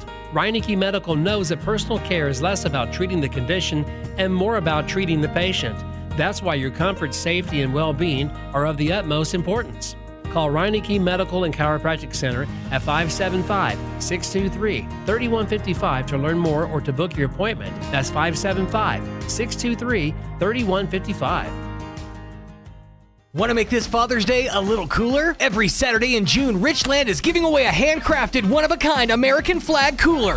Yup, a brand new cooler every Saturday. Just head for either Richland Chevy on West 2nd or Richland Dodge at the Y and register. That's it. No purchase necessary. Just drop in and sign up. Richland wants to celebrate dads all month long, and the coolest way to say thanks, Daddy, is with a brand new cooler. So stop in and sign up for a cool way to say Happy Father's Day from Richland Motors. Ride for the brand. Here's a Mornings with Mike Winters fun fact. It's considered good luck in Japan when a sumo wrestler makes your baby cry. But who gets the good luck, the sumo wrestler or the baby? Here's Mike Winters. It's 50-50. 50% to the baby, 50% to, whoever else is in the room. 19 minutes. Wow, 19 minutes away from 10 o'clock on your Friday morning. Sean Smalls inside your radios. A couple things to go over with you, just to remind you that, yes, Father's Day is on Sunday, and you can make Dad feel extra special. You really can. You know how you can make Dad feel extra special? I'll tell you how. Zia Guns USA in Roswell, they have all the stuff to make Dad feel extra special because they've got the gifts that Dad really wants. Dads want certain things in life. We want to smell good. We want to be awake in the morning, and we want to make sure that we're armed to the teeth, just in case. So with that in mind, Zia Guns USA has got Dad covered on all those fronts. Dr. Squatch soap and beard oil to make sure Dad smells like a man. I don't know if you want to think about how mommies and daddies interact, but if you want to maybe make Dad's weekend extra special, you pick him up some Dr. Squatch soap. He applies. Mom enjoys. I'll let you do the math there. In addition to that, once he's had his fun evening, he's probably going to be groggy the next morning. Got him covered there, too. Got you some Black Rifle coffee, Dad. That's right, get this high-caliber coffee up in you. It'll wake you up. And you can get Dad armed to the teeth as well, because Zia Guns USA has a new shipment of knives from brands that you know, like Benchmade and Case. That's right, they are got you covered on all those fronts. Now, there's a lot of stuff there at Zia Guns. Maybe you're looking to to trade up a little bit. I'll tell you this: you take your firearms in, they'll buy your guns. They have cash on hand, and if you can't figure out what to get Dad, make it real easy for you. Zia Guns USA gift cards are a high caliber gift, and they slip very easily into the wallet, into the pocket, into wherever you happen to have to slide it into. Stop by locally owned Zia Guns USA, located at 1907 North Main, right here in Roswell. They're the only gun store to be open on Sundays, but closed on Saturdays, because they spend Saturdays with their family, and you should too. Curious if they're going to be open on Father's Day. If they are, make sure to stop by and wish all the folks in there, all the dads in there, a happy Father's Day. I'm sure they'll do the same for you. We talked about this the other day, but we are in a period of just severe blood shortage. Given all the stuff that happened with COVID and the fact that people are kind of just now looking at other ailments and other things that are happening. Now that we're getting back out there, hiking is happening, a lot more injuries are happening, and we are at an all-time low for our blood supply. We need to take care of that. We need to make sure that Chavez County has the blood that we need. So Chavez County Vitalant, they're looking for your donation so you can maybe help save a life and make things possible for a future generation. They're going to be at Grace Community Church in Roswell, right here in Roswell. That's next Thursday from 10 a.m. to 2:30 p.m. there in the foyer of Grace Community Church. And all donors will get a free t-shirt while supplies last. Not too shabby. From 10 a.m. to 2:30 on Thursday, June the 24th. If you're in Artesia or in that area, they're going to be out on Friday, June the 25th in the meeting room of Hotel Artesia. They're going to be there from 1:30 to 5:30 p.m. Once again, free t-shirts while supplies last. Then they're heading to Carlsbad for the Carlsbad Mennonite Church. That's right. They're going to be in the fellowship hall there in the Carlsbad Mennonite Church from 10:30 to 2:30. If you happen to be in the area, maybe working out in the oil patch, take some time off from work, go make a donation, help save a life. That's going to be happening on Saturday, June the 26th. Then they're back in Roswell on June the 29th to wrap up the month. They're going to be at Pioneer Bank in the community room of Pioneer Bank from 9 a.m. to 1 p.m. on Tuesday, June the 29th. Just a couple locations and a couple dates for you to take down and remember, because, yes, your donation is absolutely needed. All blood types, but of course the universal blood type O is most needed because it's the most used. If you can make a donation, please call or text Stephanie at 840-8178 with any questions or to schedule an appointment. Appointments are recommended. Walk-ins, not necessarily recommended. They'll take you, but if they're full up, well, they're not going to take walk-ins at this time. Bear in mind, all donors need to wear a cloth face mask or some type of face covering as you donate. Because, yes, the Rona is pretty much out from in front of us. It's kind of behind us now, but you still got to take precautions, And if you're dealing with blood donation, that's really like right up there, in folks' faces, and it's not a fun place to be. Hey, we are coming up on that busy time of year, festival season, as we mentioned. You heard from Miss Juanita there briefly about the UFO festival, and we'll be chatting with Miss Marie down the road about Alien Fest as well. But before all that, before it actually gets officially underway, I want to invite you out to a chemistry show. That's right, because Grace Community Church, which, by the way, where you can go and make that blood donation next Thursday, but Grace Community Church, they got a special event coming up for families on July the 2nd. Families are going to be amazed and entertained by explosions, colored foam, liquid nitrogen, and glow-in-the-dark solutions. That's all during the Amazing Chemistry Show and Family Experience on July the 2nd. It's going to be happening there at Grace Community Church. Now, if you want more information about this, you can go to theamazingchemistryshow.com to see what they're all about. But it's an educationally entertaining stage production. They use fast-paced and engaging science experiments to captivate kids and adults, all while sharing the love of God that God has for them and for the world around us. Grace Community Church, located at 935 West Mescalero Road, they will be hosting this free event, 6 p.m. on July 2nd. Now, it says it is free, but you do need a ticket. Tickets can be picked up at the church office Monday through Friday from 9 a.m. to 4 p.m. or on Sunday from 9 a.m. to noon. But definitely get those tickets, because that's going to be one of those real cool events that you're going to want to have the kids out there for. I grew up watching stuff like, Mr. Wizard, things like that, some of the science experiments back in the day. Most of the kids that I grew up around watched Bill Nye the Science Guy. I'm not sure why I chose different, but I watched Beakman's World. I feel like Beakman's World was a lot more like science-oriented, like it actually explained some of the science. From that show, I actually learned what the stuff inside of onions that makes you cry, the chemical is called. It's Z-propantheolus oxide. Not sure why that's the one tidbit I held on to for my childhood. I don't know most math, but I know that. So there you go. Like I said, Father's Day is coming up on Sunday. If you haven't gotten your dad anything yet for Father's Day, well, you still got the rest of the weekend. Somebody pulled a bunch of dads and asked what it is they actually want for Father's Day. Here are the top 10 things that dads are hoping to get their hands on this Father's Day. We'll start at number 10, food, beer, wine, or liquor. You know what? Yeah, hook dad up with a little booze, a little, wind down juice. He does a lot for you. I bet dad could use a wind down himself. Having the day to himself. Yeah, that came in at number 9. 1 in 9 dads want everyone to just leave them alone.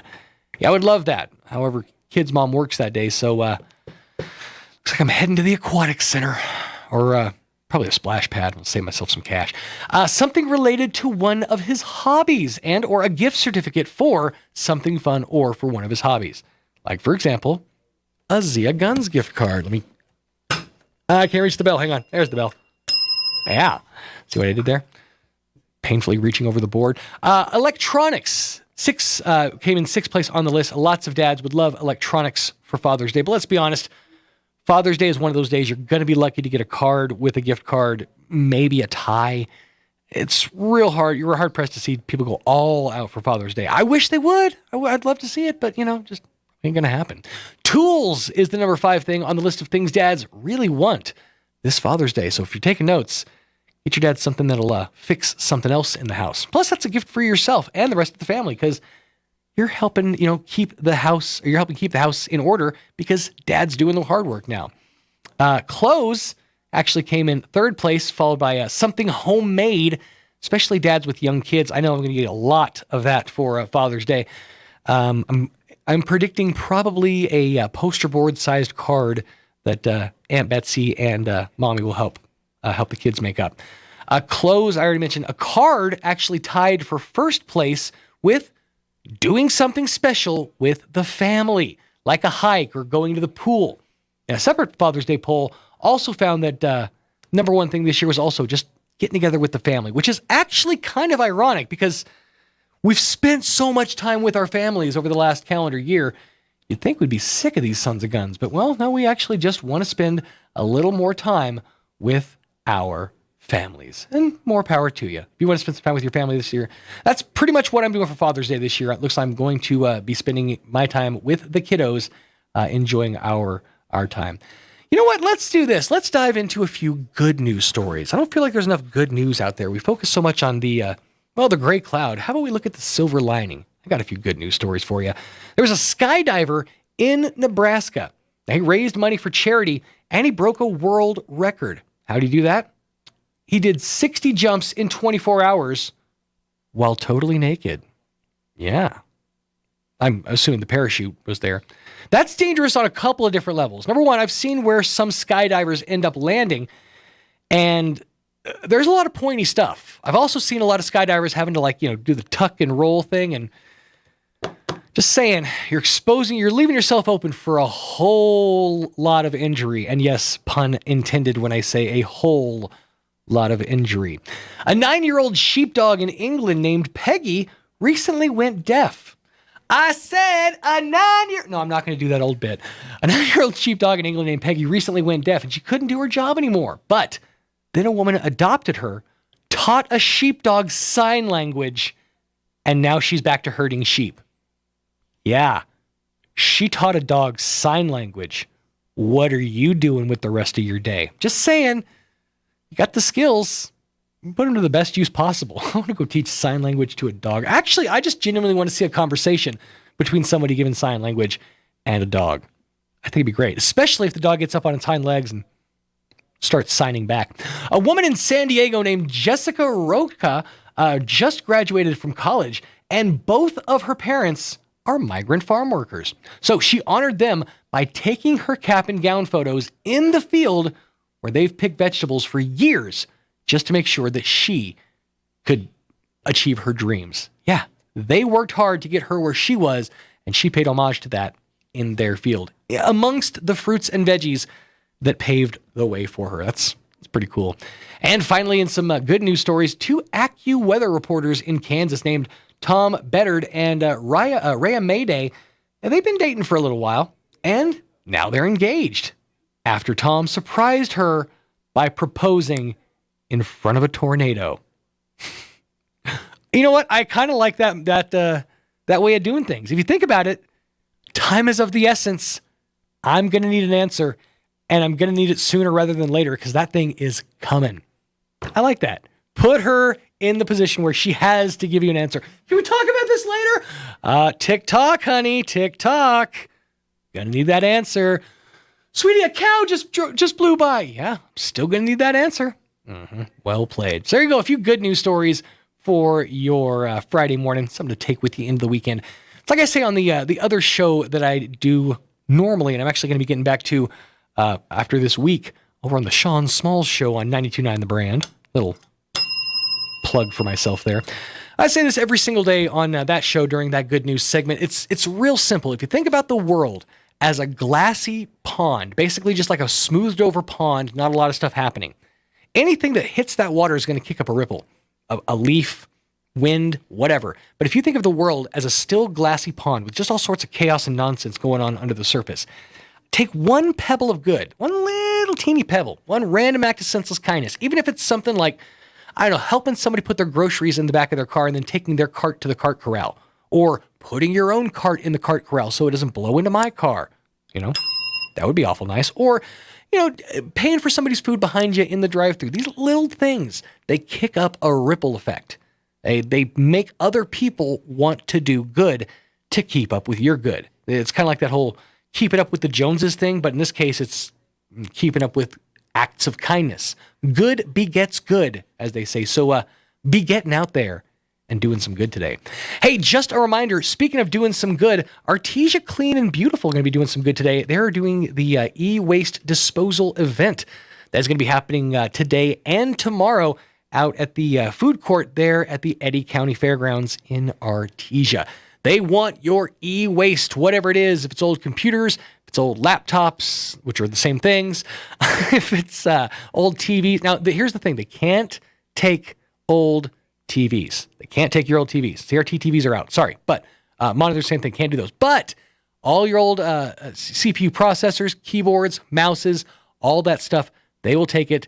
They will have it destroyed for you so you don't have to. It's clearing out the home. It's essentially a late spring cleaning. I know we're right on the edge of springtime. Summer starts officially over the weekend, but you still got a couple days of spring cleaning. Might as well get it out of the house. And we're going to be doing that today and tomorrow at the food court there on the Eddy County Fairgrounds. I tell you all that to say tune into our sister station, 92.9 The Brand, because I'll be out there broadcasting live today from noon to 2 out there at the site for Artesia Clean and Beautiful for the e-waste disposal event.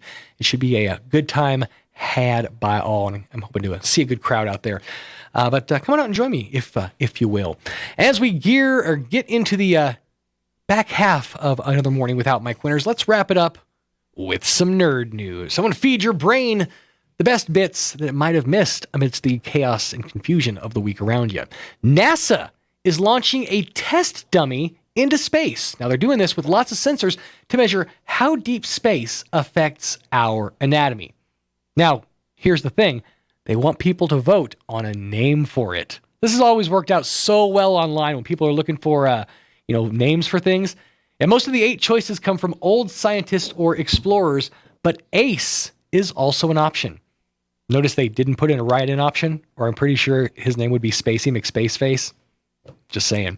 In other Spacey McSpaceface space news, it's just fun to say. General Motors is working on a new moon buggy for astronauts to tool around on their next moon mission.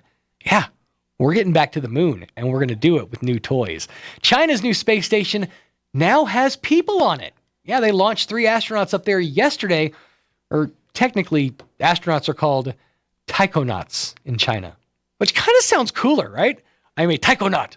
I don't know. I shouldn't say it with that accent, I know, but I think it sounds fancy. Researchers in Brazil are looking into why some kernels of popcorn pop and why some don't. So eventually, we might not have to deal with unpopped kernels in the bag. Yeah, you hear that? Cracked molars could be a thing of the past. We're almost there, folks. We've almost reached the future I dreamed of. You know those goofy shoes from medieval times with the curved, pointy toes? Yeah, there was actually maybe a reason for those. A new study found, well, there really wasn't. It just found they were actually really bad for people's feet, and it gave everybody bunions. Still no clue as to why they all did it. I'm guessing so maybe they had a place to, I don't know, hang their jewelry when they weren't wearing it. And finally, in your nerd news on this here Friday morning, what's your earliest memory? Researchers in Canada found the average person can remember stuff from as young as 2.5 years old. And I say most of us just don't realize that we actually remember that stuff from that long ago until we actually trigger those thoughts later on down the line. But there you go, some nerd news to wrap things up on this Friday morning, giving you something a little different than you usually get on a morning without Mike Winters. Back to the normal way of doing things on Monday morning. Mixmaster Mike Winters back in studio in the captain's chair.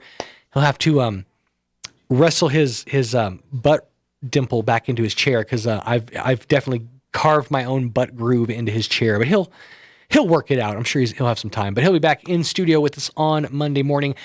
Please have a great weekend. Be safe out there. If you're celebrating Father's Day, do so responsibly. Everything in moderation. We want to make sure that dads and everybody associated with dads make it back to work on Monday morning. The Rush Limbaugh program up next on your FM dial, so make sure to keep it locked right there. As for me, I'm heading out the door and taking my message to the streets. Back at it Monday morning. I want to say a huge thank you to everybody for tuning in with me this whole weekend, bearing with me. Mike will be back with you on Monday. This is KEND 106.5, Roswell, New Mexico. Till next time, be seeing you. Your home for Armed American Radio is 106.5 FM.